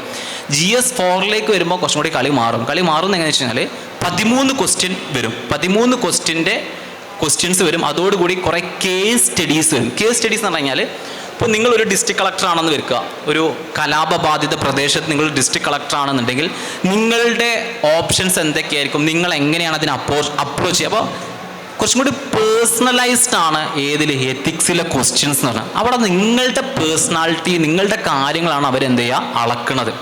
അപ്പോൾ നിങ്ങൾ എത്രമാത്രം എത്തിക്കലാണെന്ന് അവിടെ റിഫ്ലക്റ്റ് ചെയ്യും. എന്തുകൊണ്ട് റിഫ്ലക്റ്റ് ചെയ്യുമെന്ന് ഞാൻ ചോദിച്ചു കഴിഞ്ഞാൽ, നമ്മൾ ആദ്യത്തെ പാർട്ടിൽ അഥവാ നമ്മൾ 13 ക്വസ്റ്റ്യൻ വരുന്ന വെറും നമുക്ക് കിട്ടുക 5 മിനിറ്റാണ്. നമുക്ക് ക്വസ്റ്റ്യൻ വായിക്കണം, ആൻസർ സ്ട്രക്ചർ ചെയ്യണം, അതിൻ്റെ കൂടെ ഇൻട്രൊഡക്ഷൻ എങ്ങനെയാണെന്ന് കേൾക്കണം, കൺക്ലൂഷൻ എങ്ങനെയാണെന്ന് കേൾക്കണം, അതിലെ കണ്ടന്റ് നമ്മൾ കൊണ്ടുവരണം. ഇതിൻ്റെ ഇടയിൽ നമ്മൾ എത്തിക്കൽ വാല്യൂസും കൂടി കൊണ്ടുവരണം. അപ്പോൾ ഇത്രയും ഷോർട്ട് ടൈമിൽ നമുക്ക് എന്ത് ചെയ്യാൻ പറ്റില്ല, 1 or 2 ആൻസറിൽ മാത്രമേ നമുക്ക് ഫാബ്രിക്കേറ്റഡ് ആയിട്ടുള്ള ആൻസർ എഴുതാൻ പറ്റുള്ളൂ. 3ാമത്തെ 4ാമത്തെ ക്വസ്റ്റ്യനിലേക്ക് എത്തുമ്പോഴേക്കും നമ്മുടെ തനി സ്വഭാവം അവിടെ വരും. നമ്മൾ നല്ല ക്യാരക്ടർ ഉള്ളവരാണെങ്കിൽ നല്ല ആൻസർ നമുക്കത് എഴുതാൻ പറ്റും, നല്ല എത്തിക്കൽ വാല്യൂസ് നമുക്ക് എഴുതാൻ പറ്റും. അതാണ് ആ എത്തിക്സ് പേപ്പറിൻ്റെ ഒരു പ്രത്യേകത എന്ന് പറഞ്ഞു കഴിഞ്ഞാൽ. ഇതുപോലെ തന്നെയാണ് നേരത്തെ പേപ്പറിലൊക്കെ പറഞ്ഞത്, 7 മിനിറ്റ് 10 മിനിറ്റ്സിൻ്റെ ഒരു ക്യാരക്ടറാണ് നമ്മളെ GS1, GS2, GS3 പേപ്പറിൽ വരാം. അപ്പോൾ ഇവിടെ നമുക്ക് എങ്ങനെയാണ് നമ്മുടെ എക്സലൻസി തെളിയിക്കാൻ പറ്റുക, നമ്മൾ നന്നായിട്ട് റൈറ്റിംഗ് പ്രാക്ടീസ് നടത്തിലൂടെയാണ് നമുക്ക് ചെയ്യാൻ പറ്റുക. നന്നായിട്ട് ആൻസർ എല്ലാ ദിവസവും എഴുതുക, ഒരു 1.5 മണിക്കൂർ വെച്ച് എല്ലാ ദിവസവും, അല്ലെങ്കിൽ ഒരു പേപ്പർ കംപ്ലീറ്റ് ആയിട്ട് എഴുതുക. ഒരു ഉദാഹരണത്തിന് നിങ്ങൾ എത്ര പേജ് എഴുതുമെന്ന് ചോദിച്ചു കഴിഞ്ഞാൽ 9 പേപ്പറാണ് ഉണ്ടാവുക. 9 പേപ്പറിന് 3 മണിക്കൂർ വെച്ച്. അപ്പോൾ നമ്മൾ ഒരു 10 ദിവസത്തിൻ്റെ ഉള്ളിൽ നമ്മളൊരു 27 മണിക്കൂർ നമ്മൾ കണ്ടിന്യൂസ് എഴുതുക ചെയ്യാം. ഇത് എക്സാമിൻ്റെ ദിവസങ്ങളിൽ മാത്രം ചെയ്യുന്ന പ്രോസസ്സാണ്. പക്ഷേ നിങ്ങൾ മുമ്പുള്ള ദിവസങ്ങൾ മൊത്തം നമ്മൾ എഴുതുന്നതായിരിക്കും ഉണ്ടാവുക. അപ്പോൾ ചുരുക്കി പറഞ്ഞു കഴിഞ്ഞാൽ, നമ്മൾ എക്സാം ഹാളിൽ പോകുന്നു, മെക്കാനിക്കലായിട്ട് നമുക്ക് ഇൻട്രൊഡക്ഷനും കൺക്ലൂഷനും എല്ലാം വരുന്നു. ഇതെല്ലാം മെക്കാനിക്കലല്ല, ഇതെല്ലാം നമ്മൾ മുമ്പേ പ്ലാൻഡ് ചെയ്ത് വിഷനൈസ് ചെയ്തിട്ടുള്ള കാര്യങ്ങളാണ് നമുക്ക് അവിടെ വരിക. നമ്മൾ ജസ്റ്റ് മിമിക്ക് ചെയ്യുക മാത്രമേ അവിടെ ചെയ്യുള്ളൂ. അപ്പം മുമ്പ് ചെയ്ത് വെച്ച സ്മാർട്ട് വർക്കിൻ്റെയും സ്ട്രാറ്റജിയുടെയും നമ്മുടെ ഒരു വിഷൻ ഉണ്ടായിരിക്കും. എങ്ങനെ ഓരോ സബ്ജക്റ്റും തീർക്കണം, ഓരോ സബ്ജക്റ്റും എങ്ങനെ ഡീൽ ചെയ്യണം എന്നുള്ള നമ്മുടെ പേഴ്സണാലിറ്റി എല്ലാം അവിടെ റിഫ്ലക്റ്റ് ചെയ്യും. രണ്ടാമത്തെ കാര്യം എന്നുള്ളത്, നമുക്ക് റിസോഴ്സ് മാനേജ്മെൻറ്റ് നന്നായിട്ട് അറിയണം. കാരണം ഇവർ തരുന്ന സ്പേസ് എന്ന് പറയുന്നത് 2 പേജാണ് 10 മാർക്കിന്. നമ്മൾ യൂണിവേഴ്സിറ്റി പോലെ 10 അല്ലെങ്കിൽ നമുക്ക് 5 പേജ് 6 പേജ് ഒന്നും യൂസ് ചെയ്യാൻ പറ്റില്ല. വെറും 2 പുറം മാത്രമേ നമുക്ക് എഴുതാൻ പറ്റുള്ളൂ. 15 മാർക്കിന് നമുക്ക് 3 പുറം നൽകുകയുള്ളൂ. അപ്പോൾ ഈ 3 പുറത്തിൽ വേണം നമ്മൾ നല്ല ഇൻട്രൊഡക്ഷൻ എഴുതാൻ, നല്ല കൺക്ലൂഷൻ എഴുതാൻ, നല്ല കണ്ടന്റ് ഡെലിവർ ചെയ്യാൻ. ഇവിടെയാണ് കോമ്പറ്റീഷൻ വരുന്നത്. ഇവിടെ നിങ്ങൾ എത്രമാത്രം സ്മാർട്ടാണോ അത്രമാത്രം നിങ്ങൾക്ക് സ്കോറും വരും. ഈ UPSC മാർക്ക് നൽകുക എന്ന് പറഞ്ഞാൽ എത്രയേ തരുള്ളൂ? 10 മാർക്കിൽ 5 മാർക്കേ ഒരു എബവ് ആവറേജ് ആൻസർ നൽകുള്ളൂ. അപ്പോൾ മിനിമം നമ്മളൊരു ആൻസർ എഴുതുകയാണെങ്കിൽ അവരെത്ര നമുക്ക് സ്കോർ. ഇപ്പോൾ നമ്മൾ ഇപ്പോൾ നമ്മൾ യൂണിവേഴ്സിറ്റി എക്സാം എഴുതുന്ന സമയത്ത് എന്തെങ്കിലുമൊക്കെ എഴുതി വെച്ച് 1/2 മാർക്ക് ഇട്ട് തരുമല്ലോ. UPSCക്ക് ആ ബിഹേവിയർ ഇല്ല. 0 മാർക്കായിട്ട് തന്നെ അത് കാൽക്കുലേറ്റ് ചെയ്യും. നിങ്ങൾ എഴുതിയാൽ മാത്രമേ അവിടെ എന്ത് ചെയ്യുള്ളൂ, മാർക്ക് റിഫ്ലക്റ്റ് ചെയ്യുള്ളൂ. അതാണ് ഇതിൻ്റെ പ്രത്യേകത. കാരണം ഇത് നമ്മൾ കുറേ കണ്ടതാണ്. കാരണം ചില പേപ്പറിൽ ചില ആൾക്കാർക്ക് 30 മാർക്ക് കിട്ടുന്നവരുണ്ട്, 60 മാർക്ക് കിട്ടുന്നവരുണ്ട്, 90 മാർക്ക് കിട്ടുന്നവരുണ്ട്, 110 മാർക്ക് കിട്ടുന്നവരുണ്ട്, 140 മാർക്ക് കിട്ടുന്നവരുണ്ട്. അപ്പം കംപ്ലീറ്റ്ലി നിങ്ങൾ എങ്ങനെയാണ് നിങ്ങൾ റെപ്രസെൻ്റ് ചെയ്യുന്നത് എന്നുള്ളതാണ്. നിങ്ങളുടെ എത്ര വർഷത്തെ എഫേർട്ടാണെന്നൊന്നും അവിടെ ആരും നോക്കൂല, എക്സാമിനർ നോക്കൂല. അവരെ മുമ്പിൽ വരുന്ന പേപ്പർ എത്ര ക്വാളിറ്റേറ്റീവ് ആണെന്ന് മാത്രമേ നോക്കുള്ളൂ. ക്ലിയർ ആയോ? അപ്പം ക്ലിയർലി നിങ്ങളുടെ ഹാർഡ് വർക്ക് ബേസ്ഡ് ആണ് അവിടെ ആൻസർ ഹാർഡ് വർക്കിന് അപ്പുറത്ത് എങ്ങനെ നിങ്ങളത് പഠിച്ച കാര്യങ്ങൾ, നിങ്ങൾ ഇൻപുട്ട് ചെയ്ത കാര്യങ്ങൾ എങ്ങനെയാണ് ഔട്ട്പുട്ടിലേക്ക് വരുന്നത് അനുസരിച്ച് നിങ്ങളുടെ സ്കോറിങ് വരുന്നത്. അപ്പോൾ ഇതാണ് മെയിൻസ് എക്സാമിൻ്റെ ഒരു പ്രോസസ്സ് എന്ന് പറയുന്നത്. മെയിൻസ് എക്സാം പ്രോസസ്സ് കഴിഞ്ഞ് കഴിഞ്ഞാൽ ഒരു 1 month 1.5 month നമുക്കൊരു ഗ്യാപ്പ് ഉണ്ടായിരിക്കും. ഈ ഗ്യാപ്പിൻ്റെ ഇടയിൽ ഇവർ ക്വസ്റ്റ്യൻസ് ഒക്കെ നമ്മുടെ ആൻസർ പേപ്പറൊക്കെ ഇവാലുവേറ്റ് ചെയ്തിട്ട് റിസൾട്ട് പ്രഖ്യാപിക്കും. റിസൾട്ട് പ്രഖ്യാപിക്കുന്ന സമയത്ത് നമ്മൾ മാർക്ക് അറിയില്ല, നമ്മൾ എന്തേ മാത്രമേ അറിയുള്ളൂ, നിങ്ങൾ പേഴ്സണാലിറ്റി ടെസ്റ്റിന് ക്വാളിഫൈഡ് ആയിട്ടില്ല എന്ന് മാത്രമേ നമ്മൾ അറിയുള്ളൂ. ഇനിയാണ് എന്ത് തുടങ്ങുന്നത്? പേഴ്സണാലിറ്റി ടെസ്റ്റ് തുടങ്ങുന്നത്. സംടൈംസ് നമ്മളെല്ലാവരും കേൾക്കാറുള്ള ഇൻ്റർവ്യൂ എന്നാണ് കേൾക്കാറുള്ളത്. ഇൻ്റർവ്യൂ അല്ല യഥാർത്ഥത്തിൽ UPSC വിളിക്കുന്നത് പേഴ്സണാലിറ്റി ടെസ്റ്റ് എന്നാണ്. പേഴ്സണാലിറ്റി ടെസ്റ്റ് എന്ന് വിളിക്കുന്നത് നമ്മൾ എത്രമാത്രം നമുക്ക് കമ്മ്യൂണിക്കേഷൻ ചെയ്യാനുള്ള സ്കില്ലുണ്ട്, നമ്മൾ എത്രമാത്രം ഈ സർവീസിന് എത്ര ആപ്റ്റായിട്ടുള്ള ആളാണ്, ആപ്റ്റിറ്റ്യൂഡുള്ള ആളാണെന്നാണ് അവിടെ അളക്കുന്നത്. നമ്മൾ എത്രമാത്രം ജെന്യുവൻ ആണ്, ഹോണസ്റ്റ് ആണ് എന്നുള്ള കാര്യങ്ങളാണ് ഇൻ്റർവ്യൂവിൽ അളക്കുന്നത്. അപ്പോൾ ഇൻ്റർവ്യൂവിൽ നിങ്ങൾ ജെന്യുവൻ ആയിട്ടുള്ള ഒരു വ്യക്തിയാണ്, നിങ്ങൾക്ക് സ്കോർ തരും. അത് നിങ്ങളുടെ ബാക്ക്ഗ്രൗണ്ട് എന്തോ ആവട്ടെ, നിങ്ങളെ ബാക്ക്ഗ്രൗണ്ട് പാവപ്പെട്ട ബാക്ക്ഗ്രൗണ്ട് ആവട്ടെ, റിച്ച് ആയിട്ടുള്ള ബാക്ക്ഗ്രൗണ്ട് ആവട്ടെ, ഏത് നിങ്ങൾ ഓക്സ്ഫോർഡിൽ പഠിച്ച ആളാവട്ടെ, ഓക്സ്ഫോർഡ് പഠിച്ച അല്ലാത്ത ആളാവട്ടെ. ഞാനൊരു ഉദാഹരണം പറയാം. കഴിഞ്ഞ വർഷം 200 മാർക്ക് സ്കോർ ചെയ്തൊരു കുട്ടിയുണ്ട്, ഞാൻ പേര് പറയുന്നില്ല. 200 മാർക്ക് കിട്ടിയ അവനക്ക് ഇപ്രാവശ്യം കിട്ടിയത് 156 മാർക്കാണ് കിട്ടിയത്. അപ്പോൾ നിങ്ങൾ എങ്ങനെയാണ് അവിടെ പോയിട്ട് പെർഫോം ചെയ്യുന്നു? അവന് പുറത്ത് പഠിച്ചു വന്ന, ലണ്ടനിൽ പഠിച്ചു വന്ന വ്യക്തിയാണ്, 156 മാർക്കാണ് കിട്ടിയത്. സെയിം സ്കോറിൽ സാധാരണ ഗവൺമെൻറ് സ്കൂളിൽ പഠിച്ച് വന്ന ആൾക്കാർക്ക് നല്ല മാർക്ക് കിട്ടിയവരുണ്ട്. ഇപ്പം എൻ്റെ എക്സാമ്പിൾ പറയാം. അപ്പം ഞാൻ കഴിഞ്ഞ വർഷത്തെ ഇപ്പം നമ്മൾ ഈ ഇൻ്റർവ്യൂ കിട്ടുന്ന സമയത്ത്, ഇൻ്റർവ്യൂ നമ്മൾ റിസൾട്ട് വരുന്ന സമയത്ത് ഒരുപാട് കോച്ചിങ് ഇൻസ്റ്റിറ്റ്യൂട്ടിൽ വരും, ഒരുപാട് മോക്ക് ഇൻ്റർവ്യൂകൾ തുടങ്ങും. മോക്ക് ഇൻ്റർവ്യൂ പറഞ്ഞാൽ അതിനെ മിമിക് ചെയ്തിട്ടുള്ള പരിപാടിയാണ് മോക്ക് ഇൻ്റർവ്യൂസ്. നമ്മൾ മോക്ക് ഇൻ്റർവ്യൂ വരുന്ന സമയത്ത് ഓരോരുത്തരും ഓരോ അഭിപ്രായങ്ങൾ, നിങ്ങളുടെ ഇങ്ങനെ ആക്ഷൻ പറയണത് പോരാ, ഒന്നുകൂടെ അത് മാറ്റി പിടിക്കണം, കുറച്ചും കൂടി നമുക്ക് ഒരുപാട് ഇൻപുട്ടുകൾ നൽകും. അപ്പോൾ നമ്മൾ ഈ ഇൻപുട്ടൊക്കെ കൊണ്ട് നമ്മൾ കുറച്ചും കൂടി മെക്കാനിക്കൽ ആവാൻ തുടങ്ങി. അങ്ങനെ ഞാൻ ഇൻ്റർവ്യൂ ഹാളിൽ ചെന്നപ്പോൾ എൻ്റെ സ്കോർ 165 മാർക്ക്, ആ വർഷത്തെ മാർക്ക് 165 എന്നാണ്. അപ്പോൾ എനിക്ക് തോന്നി ഞാൻ ആ പ്രാവശ്യം കുറച്ച് മെക്കാനിക്കലായിട്ടുള്ള ആൻസേഴ്സാണ് കൊടുത്തിട്ടുണ്ടായിരുന്നത്. ഇപ്രാവശ്യം റിസൾട്ട് വന്നു, ഞാൻ ഈ ഇൻ ബിറ്റ്വീൻ അതിൻ്റെ ഇടയിൽ ഞാൻ വർക്ക് ചെയ്യാൻ വേണ്ടി ജോലിക്ക് ഞാൻ ജോയിൻ ചെയ്തിരുന്നു. ഐലൻ IAS അക്കാഡമിയിൽ ഞാൻ വർക്ക് ചെയ്യുന്നുണ്ടായിരുന്നു. ഞാൻ പ്രത്യേകിച്ച് ഇൻ്റർവ്യൂവിന് പ്രിപ്പയർ ചെയ്യില്ല, പത്രം എല്ലാ ദിവസവും വായിക്കുന്നുണ്ട്, ഡീറ്റെയിൽ ആയിട്ട് വായിക്കുന്നു, അതിനപ്പുറത്തേക്ക് ഒന്നും ചെയ്യുന്നില്ല. അപ്പം അവസാനത്തെ ഒരു 2 വീക്ക് ഞാൻ ബ്രേക്ക് എടുത്തു. ഒരൊറ്റ ഇൻ്റർവ്യൂ മാത്രമേ കൊടുത്തിട്ടുള്ളൂ, ഒരൊറ്റ ഇൻ്റർവ്യൂ മാർക്ക് കൊടുത്തിട്ടുള്ളൂ. ഞാൻ ഒരു കാര്യം തീരുമാനിച്ചു, ഈ പ്രാവശ്യം ഞാൻ ഭയങ്കര ജെന്യുവൻ ആയിട്ടേ പോവുള്ളൂ, ഹോണസ്റ്റ് ആയിട്ടുള്ള കാര്യങ്ങളെ നമ്മൾ എക്സ്പ്രസ് ചെയ്യുള്ളൂ എന്ന് കാര്യം തീരുമാനിച്ചു. എൻ്റെ മാർക്ക് ജമ്പ് ചെയ്ത് 165 160ൽ നിന്ന് എൻ്റെ മാർക്ക് ജമ്പ് ചെയ്ത് 185ലേക്ക് ജമ്പ് ചെയ്തു എന്നുള്ള. അപ്പം അത് കാണിക്കുന്നത് നമ്മുടെ ബാക്ക്ഗ്രൗണ്ടോ നമ്മളെ കാര്യങ്ങളോ മറ്റോ ഒന്നുമല്ല അവിടെ തീരുമാനിക്കുന്നത്, നമ്മുടെ ക്യാരക്ടർ എന്താണെന്ന് അവർക്ക് അളക്കാനുള്ളൊരു അവസരം കൊടുക്കുക എന്നുള്ളതാണ്. നമ്മൾ ഇതിലുള്ള എല്ലാവരും സർവീസ് ചെയ്യാൻ താല്പര്യമുള്ളവരാണ്, എംപത്തറ്റിക് ആണ്, ഹോണസ്റ്റ് ആണ്, ഇൻറ്റഗ്രിറ്റി ഉള്ള ആൾക്കാരാണ്. അങ്ങനെയുള്ള ആളുകളാണ് നിങ്ങൾ അവരുടെ മുമ്പിൽ നിങ്ങൾ പ്രൂവ് ചെയ്ത് കൊടുത്താൽ മതി. അപ്പോൾ അവർ നിങ്ങളോട് പല ചോദ്യങ്ങളും ചോദിക്കും. ചിലപ്പം ഓവർ ദ മൂൺ അല്ലെങ്കിൽ അണ്ടർ ദ സ്കൈൻ്റെ താഴെയുള്ള എന്തും ചോദിക്കും എന്നുള്ള ചോദ്യങ്ങളൊക്കെ ഉണ്ടാവും. നിങ്ങൾക്ക് അറിയില്ല എന്നുണ്ടെങ്കിൽ എനിക്കത് അറിയില്ല എന്ന് പറഞ്ഞാൽ മതി. ഹോണസ്റ്റ് ഉത്തരാണ്, ഐ ഡോണ്ട് നോ സർ. ഞാനത് വീട്ടിൽ പോയിട്ട് അതിനെക്കുറിച്ച് കൂടുതലായിട്ട് പഠിക്കുന്നു, ഭയങ്കര ഹ്യൂമിലിറ്റിയോട് കൂടി നിങ്ങൾ അവരോട് പറഞ്ഞു കഴിഞ്ഞാൽ അത് വളരെ സന്തോഷപൂർവ്വം സ്വീകരിക്കും. ഒരു അത്രയും അക്സെപ്റ്റ് ചെയ്യുന്ന ആൾക്കാരാണ്. അപ്പോൾ എൻ്റെ ബോർഡ് രാജുക്ല സാറിൻ്റെ ബോർഡായിരുന്നു. രാജുക്ല സാർ വന്ന സമയത്ത് എന്നോട് ആദ്യ ചോദ്യം ഹിസ്റ്ററിയും ആർട്ടിഫിഷ്യൽ ഇൻ്റലിജൻസും തമ്മിലുള്ള ബന്ധം എന്താണെന്ന് ചോദിച്ച്. 2 ഭാഗത്ത് കിടക്കുന്ന കാര്യങ്ങൾ, ഹിസ്റ്ററി എന്താണ്, ആർട്ടിഫിഷ്യൽ ഇൻ്റലിജൻസ് എങ്ങനെയാണ് സഹായിക്കുന്നത്. അപ്പോൾ നമ്മളവിടെ ക്രിയേറ്റീവ് ആവുക, സ്പോണ്ടേനിയസ് ആയിട്ട് നമ്മൾ മറുപടി കൊടുക്കാൻ പറ്റുക എന്നുള്ളതാണ്. അടുത്ത ചോദ്യം വെച്ചാൽ സിവിലൈസേഷൻ റൈസ് ആൻഡ് ഫാൾ ഉണ്ടല്ലോ, ഇന്ത്യയും ചൈനയും നിങ്ങൾ എങ്ങനെയാണ് കാണുന്നത്, US നിങ്ങൾ എങ്ങനെയാണ് കമ്പയർ ചെയ്യുന്നത് എന്നുള്ള ക്വസ്റ്റ്യനാണ് അടുത്തത് ക്വസ്റ്റ്യൻ വരുന്നത്. ഇങ്ങനെ ചോദ്യങ്ങൾ ഓരോന്ന്.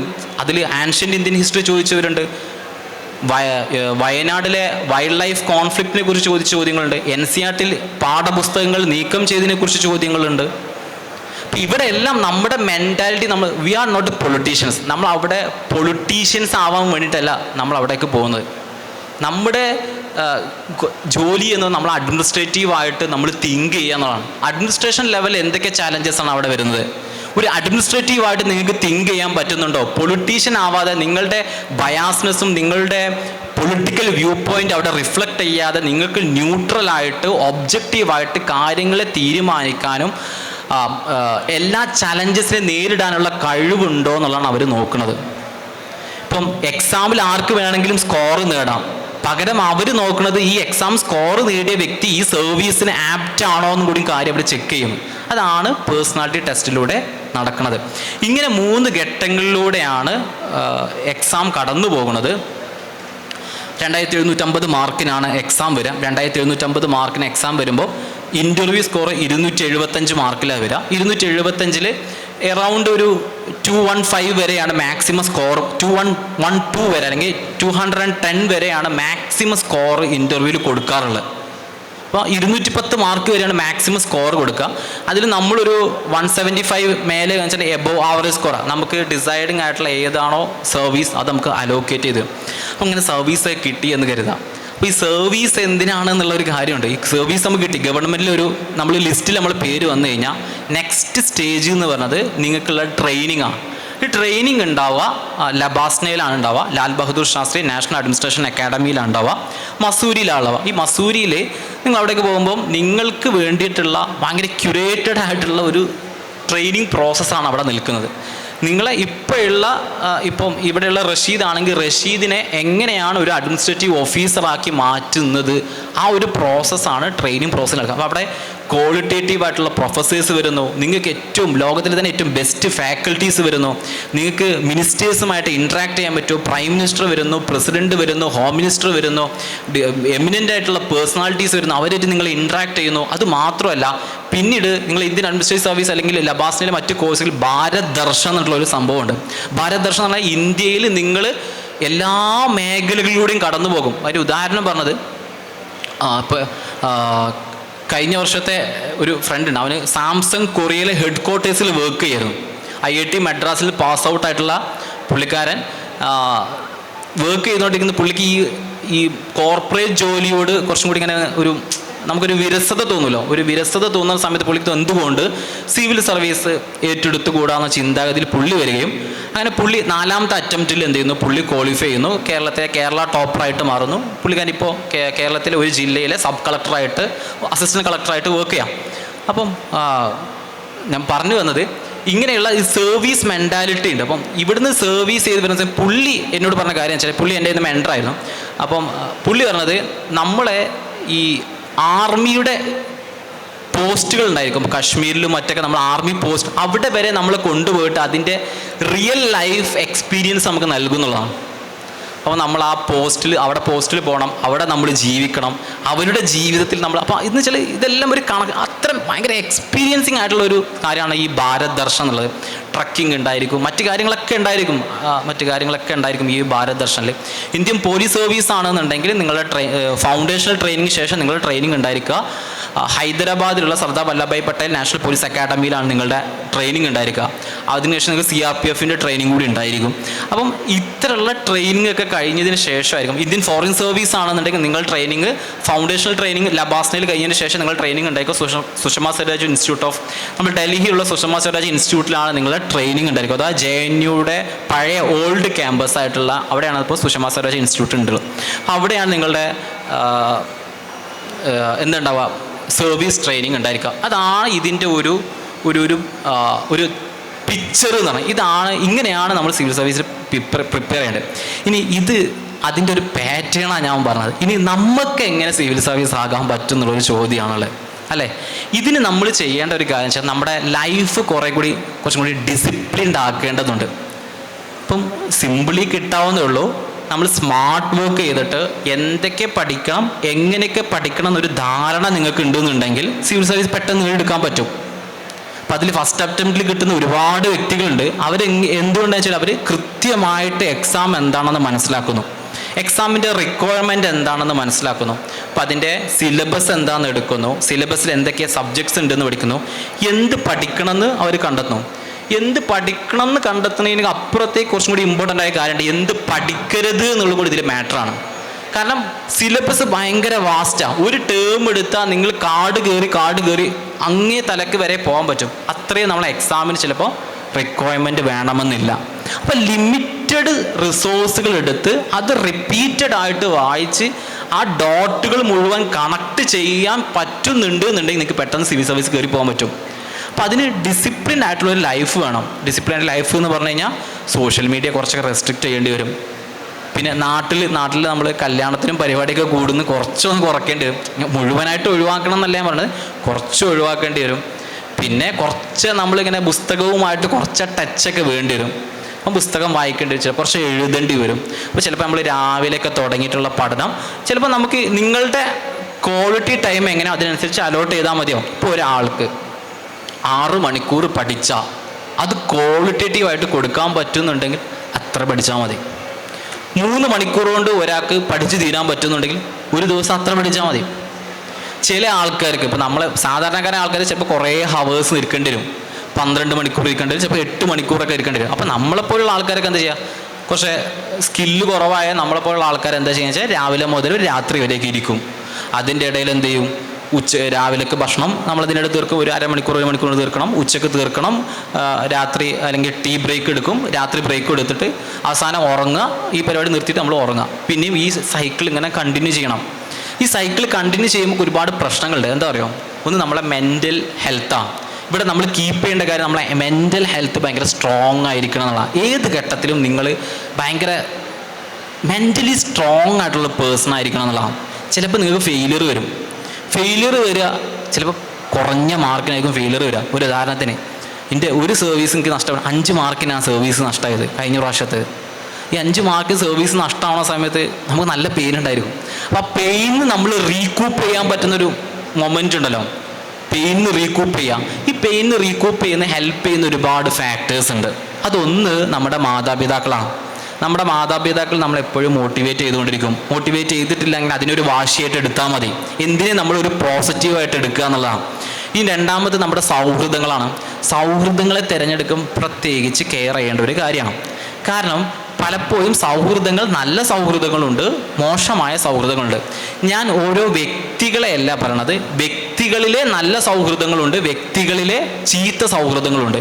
വ്യക്തികളിലെ നല്ല സൗഹൃദങ്ങളെ നമ്മൾ എടുക്കാൻ നോക്കുക. കാരണം ഈ നല്ല സ്വഭാവമുള്ള എല്ലാവരിലും നമുക്ക് ആവശ്യമുള്ള എല്ലാ നല്ല കാര്യങ്ങളും കിട്ടിക്കൊള്ളണമെന്നില്ല.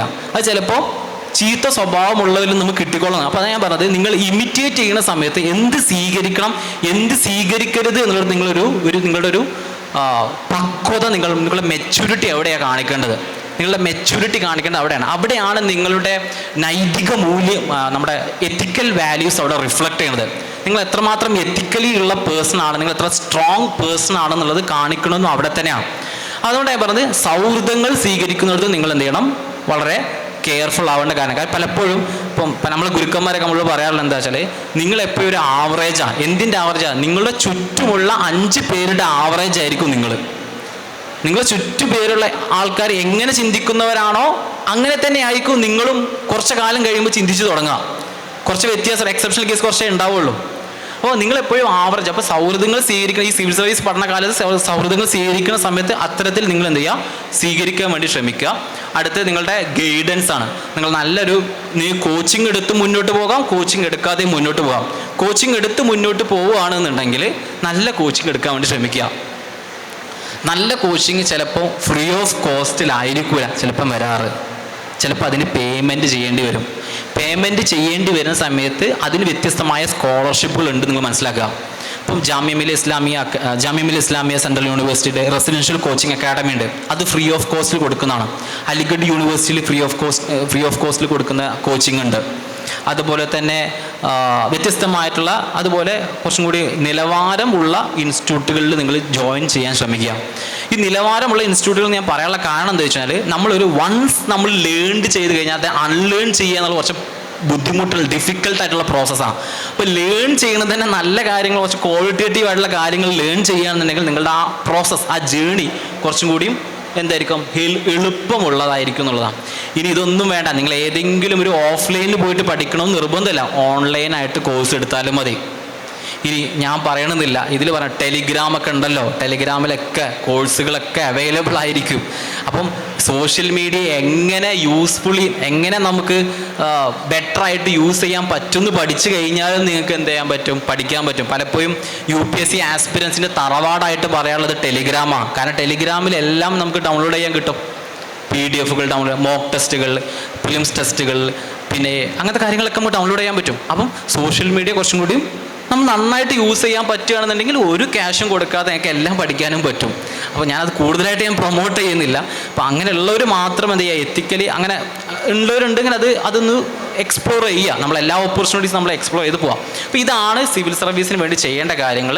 നിങ്ങൾക്ക് വ്യക്തമായിട്ടുള്ളൊരു പ്ലാനിങ് ഉണ്ടായിരിക്കുക, എങ്ങനെയാണ് പഠിക്കേണ്ടത്, എപ്പോഴാണ് പഠിക്കേണ്ടത് പ്ലാനിങ് ഉണ്ടായി കഴിഞ്ഞാൽ സിവിൽ സർവീസ് എക്സാം എന്ത് ചെയ്യാൻ പറ്റുള്ളൂ, നിങ്ങൾക്ക് സിംപ്ലി ക്രാക്ക് ചെയ്യാൻ പറ്റാവുന്നതേ ഉള്ളൂ. ഇതാണ് സിവിൽ സർവീസ് എന്നുള്ളത്. പിന്നെ അതിനേക്കാൾ അപ്പുറത്തേക്ക് നമ്മൾ എത്ര വളർന്നു കഴിഞ്ഞാലും നമ്മുടെ വേരുകൾ എവിടെ വേണ്ടത്, ഗ്രൗണ്ടിലാണ് വേണ്ടത്. എപ്പോഴും നമ്മൾ ഗ്രൗണ്ടഡ്, നമ്മൾ ആ മണ്ണിലേക്ക് ആഴ്ന്നിറങ്ങിയ വേരുകളെ എപ്പോഴും ഓർക്കാൻ വേണ്ടി ശ്രമിക്കണം. ആ വേരുകൾ എവിടെയാണ് ആഴ്ന്നിറങ്ങിയത്? പലപ്പോഴും നമ്മുടെ ആശയങ്ങൾ ഉണ്ടായിരിക്കും, നമ്മുടെ മാതാപിതാക്കൾ ഉണ്ടായിരിക്കും, നമ്മൾ വളർന്നു വന്ന സാഹചര്യങ്ങൾ ഉണ്ടായിരിക്കും, അല്ലേ? അപ്പോൾ ഇവിടെയുള്ള നമ്മൾ എപ്പോഴും ഓർത്തുകൊണ്ടിരിക്കുക, നമ്മളെപ്പോഴും വഴി തെറ്റാതിരിക്കുക എന്നുള്ളതാണ് ഞാൻ പറഞ്ഞത്. എത്തിക്കലി ആവുക, നമ്മൾ മോറലി ഉള്ള വ്യക്തികളായിട്ട് മാറുക, മൊറാലിറ്റി ഉള്ള വ്യക്തികളായി മാറുക. സർവീസിൽ എത്തിയാൽ പോലും മൊറാലിറ്റി ഉള്ള വ്യക്തികളായി മാറുക എന്നുള്ളത് ഞാൻ പറഞ്ഞെന്ന് മാത്രമേ ഉള്ളൂ. ഇതാണ് സിവിൽ സർവീസ് എക്സാമിന് വേണ്ടി തയ്യാറുള്ളത്. ഇനി എന്തെങ്കിലും നിങ്ങൾക്ക് ഡൗട്ട് ഉണ്ടെങ്കിൽ ചോദിക്കുക. ഇതാണ് അതിൻ്റെ ഒരു മൊത്തം ഒരു ലൈഫ് പാറ്റേൺ എന്ന് പറഞ്ഞാൽ.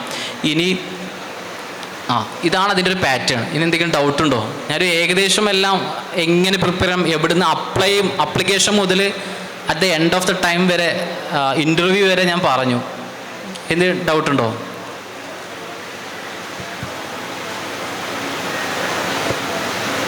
സർ, ഇത്രയൊക്കെ പറഞ്ഞപ്പോഴും ഒരു 100 പേര് എക്സാം എഴുതുമ്പോൾ 99 പേർക്കും ഇത് കിട്ടാറില്ല. ആ കിട്ടുന്ന ഒരാളാവാൻ സാർ എടുത്ത ഒരു പ്രത്യേക സ്ട്രാറ്റജി എന്തായിരിക്കും? രണ്ടാമതൊരു ചോദ്യം കൂടെ, പേഴ്സണാലിറ്റി ടെസ്റ്റിൽ ഒരുപാട് ചോദ്യങ്ങൾ നേരിട്ടുണ്ടാവുമല്ലോ, അതിൽ ഏറ്റവും നന്നായിട്ട് പെർഫോം ചെയ്യാൻ സാധിച്ച ചോദ്യവും അതിൻ്റെ ഉത്തരവും കുറച്ച് പ്രിസൈസ് ആയിട്ട് പറഞ്ഞാൽ നല്ലതായിരിക്കും. അത് ഓക്കെ, വെരി സിമ്പിളായുള്ള ക്വസ്റ്റ്യനാണ്. എന്നുവെച്ചാൽ നമ്മൾ പഠന സമയത്ത് ലീഡർഷിപ്പിലേക്ക് വരരുതെന്ന് നമ്മുടെ ഗുരുക്കന്മാരൊക്കെ എപ്പോഴും നമ്മളോട് പറയുന്ന കാര്യമാണ്. ഈ പഠന സമയത്ത് ലീഡർഷിപ്പിലേക്ക് വരരുത്, പഠിക്കാൻ വേണ്ടി ലീഡർഷിപ്പിലേക്ക് വരരുത് എന്നുള്ളതിൻ്റെ മീനിങ് അല്ല പറഞ്ഞത്. പഠന സമയത്ത് നമ്മളിപ്പോൾ ഒരു സ്റ്റഡി ഗ്രൂപ്പാണെന്ന് കരുതുക, നിങ്ങൾ ഒരിക്കലും അവിടുത്തെ നേതാവാവരുത്. ഒന്നാമത്തെ കാര്യം, നിങ്ങളാവരുത് അവിടുത്തെ ലീഡർ. കാരണം നമ്മൾ ആ ഗ്രൂപ്പിലേക്ക് പോകുന്നത് ലേൺ ചെയ്യാൻ വേണ്ടിയിട്ടാണ്, അല്ലാതെ ലീഡ് ചെയ്യാൻ വേണ്ടിയിട്ടല്ല. അപ്പം ഞാൻ എപ്പോഴും ഒരു ഗ്രൂപ്പ് തിരഞ്ഞെടുക്കുന്ന സമയത്ത് എപ്പോഴും ശ്രദ്ധിച്ച കാര്യം, ഞാനാണ് അവിടുത്തെ ഏറ്റവും ലോവസ്റ്റായിട്ട് പെർഫോം ചെയ്യുന്ന ആളെന്ന് എപ്പോഴും ഞാൻ ശ്രദ്ധിച്ചിരുന്നു. കാരണം നമുക്ക് എന്ത് ചെയ്യാൻ പറ്റും, മറ്റുള്ള ഓരോ വ്യക്തികളിൽ നിന്നും നമ്മുടെ പ്രശ്നങ്ങൾ, നമ്മുടെ വീക്ക്നെസ് മനസ്സിലാക്കി ഇമ്പ്രൂവ് ചെയ്യാൻ പറ്റും എന്നുള്ളതാണ്. ഇപ്പം മെയിൻസ് സമയത്ത് എൻ്റെ ഫ്രണ്ട് ഗ്രൂപ്പിലുണ്ടായിരുന്ന ആൾക്കാരാണ് അനൂപ്, അഷ്മിൽ. ഇവരൊക്കെ നന്നായിട്ട് ആൻസർ ചെയ്ത് എന്നേക്കാൾ ബെസ്റ്റ് ആൻസേഴ്സ് എഴുതുന്ന ആൾക്കാരായിരുന്നു ഇവരൊക്കെ. ഞാൻ അവരെ കൂടെ പ്രിപ്പയർ ചെയ്യുന്ന സമയത്ത് ഞാൻ എപ്പോഴും അവരിടുന്ന ലെസൺസ് എടുത്തുകൊണ്ടേയിരുന്നു. അത് ഒന്നാമത്തെ കാര്യം. രണ്ടാമത്തെ കാര്യം നമ്മൾ പേഴ്സിസ്റ്റൻസാണ്, ക്ഷമ നന്നായിട്ട് വേണം. ഒന്നാമത്തെ തവണ കിട്ടും, രണ്ടാമത്തെ തവണ പൊട്ടും, മൂന്നാമത്തെ തവണയും പൊട്ടും, ചിലപ്പോൾ നാലാമത്തെ തവണ ആയിരിക്കും നമുക്ക് ചിലപ്പോൾ എന്തുണ്ടാവുക, സർവീസിലേക്ക് എത്താൻ പറ്റുക. അപ്പം നമുക്ക് ആ ഒരു ആൾവേസ് നമ്മുടെ ആ ഫയർ ഉണ്ടല്ലോ, ആ ഫയർ ഉള്ളിൽ കിടക്കുന്ന ആ ഫയർ, അത് കെടാതെ കാത്തു സൂക്ഷിക്കുക എന്നുള്ളതാണ്. ആ കെടാതെ കാത്തു സൂക്ഷിക്കണം എന്നുണ്ടെങ്കിൽ നമ്മളെ ഡ്രീം അത്രയും ജെന്യൂൻ ആയിരിക്കണം. നമ്മൾ ആർക്കെങ്കിലും വേണ്ടി പഠിക്കാൻ തുടങ്ങിയതാണെന്നുണ്ടെങ്കിൽ ചിലപ്പോൾ അതെന്ത് ചെയ്യും, മുന്നോട്ട് വരാം. ഈ ഇൻ്റർവ്യൂവിലെ സമയത്ത് ഞാൻ പറഞ്ഞു, അപ്പം പല ക്വസ്റ്റ്യൻസും ഉണ്ട്. ഇപ്പം നമ്മളിങ്ങനെ ഈ സാഹിത്യോത്സവ വേദികളിലും ഗാർഡനിലൊക്കെ പഠിക്കുന്ന സമയത്ത് നമ്മളിങ്ങനെ പ്രസംഗ വേദികളിലൊക്കെ നമ്മൾ കുറച്ചിങ്ങനെ നമ്മൾ ആവുന്ന സമയത്ത് ഒരു ക്വസ്റ്റ്യൻ വന്നു, essence of the preamble of the constitution എന്താണ്? നമുക്കറിയാം നമുക്കത് നന്നായിട്ട് പെർഫോം ചെയ്യാവുന്ന ഒരു ക്വസ്റ്റ്യൻ ആണെന്നുള്ളത്, നമ്മൾ മിസ് ചെയ്യാൻ പാടില്ല. അപ്പോൾ എസൻസ് ഓഫ് ദ കോൺസ്റ്റിറ്റ്യൂഷൻ എന്ന് പറഞ്ഞാൽ ഈ രാജ്യത്തിൻ്റെ ആത്മാവിനെ കുറിച്ചാണ് ചോദിക്കുന്നത്. അപ്പോൾ മൈ സ്റ്റേറ്റ്മെൻറ്റ് ഇറ്റ് സെൽഫ് തുടങ്ങുന്നത് we the people of India എന്നുള്ള statement itself the shows the soul of the country എന്ന് പറഞ്ഞാൽ അങ്ങനെ ഒരു ഭയങ്കര ഒരു ചില സമയങ്ങളിൽ നമ്മൾ ഭയങ്കര ഇമോഷണലാണ്. അപ്പോൾ നമ്മൾ ആ ഇമോഷണലി ഉള്ള നമ്മുടെ ആ പ്രസംഗം ഉണ്ടല്ലോ, അപ്പോൾ അത് കേട്ടതിന് ശേഷം ചെയർമാൻ ഒന്നുകൂടിയും ആവേശത്തിലെ 2-3 ക്വസ്റ്റ്യൻ ചോദിച്ച് അതിനാണ് സ്കോർ ഇമ്പ്രൂവ് ചെയ്തത്. സ്കോർ അവിടേക്ക് ഷിഫ്റ്റ് ചെയ്യാനുള്ള കാരണം എന്ന് പറയുന്നത്. അത് മാത്രമല്ല, പിന്നെ അതിന് മുമ്പ് തലേന്ന ദിവസം ഞാൻ ഡിസ്കസ് ചെയ്യുന്നൊരു ടോപ്പിക്കായിരുന്നു ഹ്യൂമൻ വൈൽഡ് ലൈഫ് കോൺഫ്ലിക്റ്റുകൾ. അപ്പോൾ അതിൻ്റെ സൊല്യൂഷൻസ് ഒക്കെ ഓൾറെഡി മൈൻഡിൽ ഇങ്ങനെ ലൈം ലൈറ്റിൽ നിൽക്കുന്ന സമയത്താണ് ക്വസ്റ്റ്യൻ വരുന്നത്. അപ്പോൾ അതനുസരിച്ച് നമ്മൾ കോൺഫിഡൻസ് കൂടും. അങ്ങനെയുള്ള ക്വസ്റ്റ്യൻസ് ഉണ്ടായത്.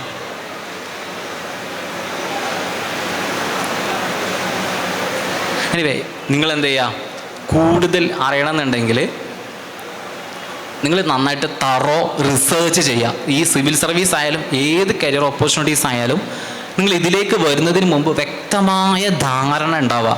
ഈ ധാരണ കിട്ടാൻ നിങ്ങൾ എന്ത് ചെയ്യുക? ഇൻ്റർനെറ്റിൽ പരതി നോക്കിയാൽ മതി. ഇൻ്റർനെറ്റിൽ സെർച്ച് ചെയ്ത് നോക്കിയാൽ മതി. നിങ്ങൾക്ക് വേണ്ടതിൽ കൂടുതലും ഇൻഫർമേഷൻ എവിടെ കിട്ടും? ഇൻ്റർനെറ്റിൽ കിട്ടും, യൂട്യൂബിൽ കിട്ടും. ജസ്റ്റ് നിങ്ങളൊന്ന് കേൾക്കുക, മനസ്സിരുത്തി കേൾക്കുക. നിങ്ങൾ അതിനനുസരിച്ച് നിങ്ങളുടെ വീക്ക്നെസ് എന്താണെന്ന് മനസ്സിലാക്കുക, നിങ്ങളുടെ സ്ട്രോങ് പോയിൻ്റ് എവിടെയാണെന്ന് മനസ്സിലാക്കുക. അതിനനുസരിച്ച് നിങ്ങളുടെ പ്രിപ്പറേഷൻ മുന്നോട്ട് കൊണ്ടുപോവുക.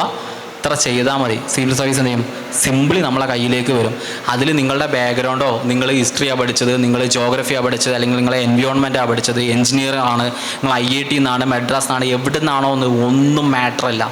നിങ്ങൾക്ക് സിൻസിയറായിട്ട്, നിങ്ങളോട് സിൻസിയറായിട്ട് നിങ്ങൾക്ക് എഫേർട്ട് ഇടാൻ കഴിവുണ്ടെന്നുണ്ടെങ്കിൽ, നിങ്ങൾക്ക് ഡെഡിക്കേറ്റഡ് ആയിട്ട് ഇരിക്കാൻ പറ്റുന്നുണ്ടെന്നുണ്ടെങ്കിൽ, നിങ്ങൾക്ക് ക്ഷമിക്കാനുള്ള കഴിവുണ്ട് എന്നുണ്ടെങ്കിൽ ഡെഫിനറ്റ്ലി നിങ്ങൾക്ക് എന്ത് ചെയ്യാൻ പറ്റും? ഇത് ക്രാക്ക് ചെയ്യാൻ പറ്റും. അത് മാത്രമേ ഉള്ളൂ ഇതിന് സിംപ്ലി നമുക്ക് സിവിൽ സർവീസ് ക്രാക്ക് ചെയ്യാനുള്ള ഒരു മന്ത്രം എന്ന് പറഞ്ഞുകൊണ്ട് ഈ ഒരു അവസരം തന്നെ ഞാൻ എല്ലാവരും ഇത് ഒരുക്കിയ ഈ ഒരു ടീം വെഫി എന്നുള്ള അതിൻ്റെ എജുസാൻ ഒരു ഭയങ്കര ഒരു റവല്യൂഷണറി പ്രോസസ്സാണ്. കാരണം ഒരുപാട് കാലഘട്ടങ്ങളിലായിട്ട് നമുക്ക് ഒരു സൊസൈറ്റിക്ക് ഇല്ലാത്ത, അല്ലെങ്കിൽ കേരളത്തിലുള്ള, അല്ലെങ്കിൽ കേരളത്തിലെ മാർജിനലൈസ്ഡ് സെക്ഷൻസിലില്ലാത്തൊരു സാധനമാണ് സോഷ്യൽ ക്യാപിറ്റൽ എന്നുള്ളത്. ഈ സോഷ്യൽ ക്യാപിറ്റൽ എന്ന് പറഞ്ഞാൽ ഒരുപാട് കാലങ്ങളെ കൊണ്ട് ക്യുമുലേറ്റ് ചെയ്തെടുക്കുന്ന കാര്യങ്ങളാണ്. അതാണ് ശരിക്കും ഈ വെഫി എജുസൈനിലൂടെ ചെയ്തൊരു കാര്യം. ഈ സോഷ്യൽ ക്യാപിറ്റലിനെ നമ്മുടെ മുമ്പിലേക്ക് ഈ കരിയർ ഓപ്പർച്യൂണിറ്റീസ് തേടി വരുന്ന ആൾക്കാർക്ക് കൊടുക്കുക ചെയ്യുന്നത് വലിയൊരു റവല്യൂഷണറി പ്രോസസ്സാണ്. റവല്യൂഷണറി പ്രോസസ്സ് എന്ന് പറഞ്ഞാൽ നമ്മൾ പതിറ്റാണ്ടുകളായിട്ട് അവഗണന നേരിടുന്ന സെക്ഷൻസ് ഉണ്ടായിരിക്കുമല്ലോ, അവർക്ക് മുന്നിൽ ഈ സോഷ്യൽ ക്യാപിറ്റലിൻ്റെ ഇഷ്യൂ സോൾവ് ചെയ്യാൻ ശരിക്കും എജുസൈൻ ചെയ്യണം. പക്ഷെ ഇത് റവല്യൂഷണറി പ്രോസസ്സല്ലേ, ശരിക്കും ഒരു സമൂഹത്തെ എംപവർ ചെയ്യുന്ന പ്രോസസ്സാണ്. അപ്പോൾ ഇത് വലിയൊരു പ്രോസസ്സാണ്. ഇതിൽ പങ്കെടുക്കാൻ പറ്റിയതിൽ വലിയൊരു പുണ്യമായിട്ട് കണക്കാക്കുന്നു. ഒരു വലിയൊരു ഇത് സംഘടിപ്പിച്ച എല്ലാവർക്കും കൃതജ്ഞത ഞാൻ പ്രകടിച്ചു നിർത്തുന്നു. വാഹൃദ് അൽഹംദുലില്ലാഹി റബ്ബിൽ ആലമീൻ. അസ്സലാമു അലൈക്കും വറഹ്മത്തുള്ളാഹി വബറകാതുഹു.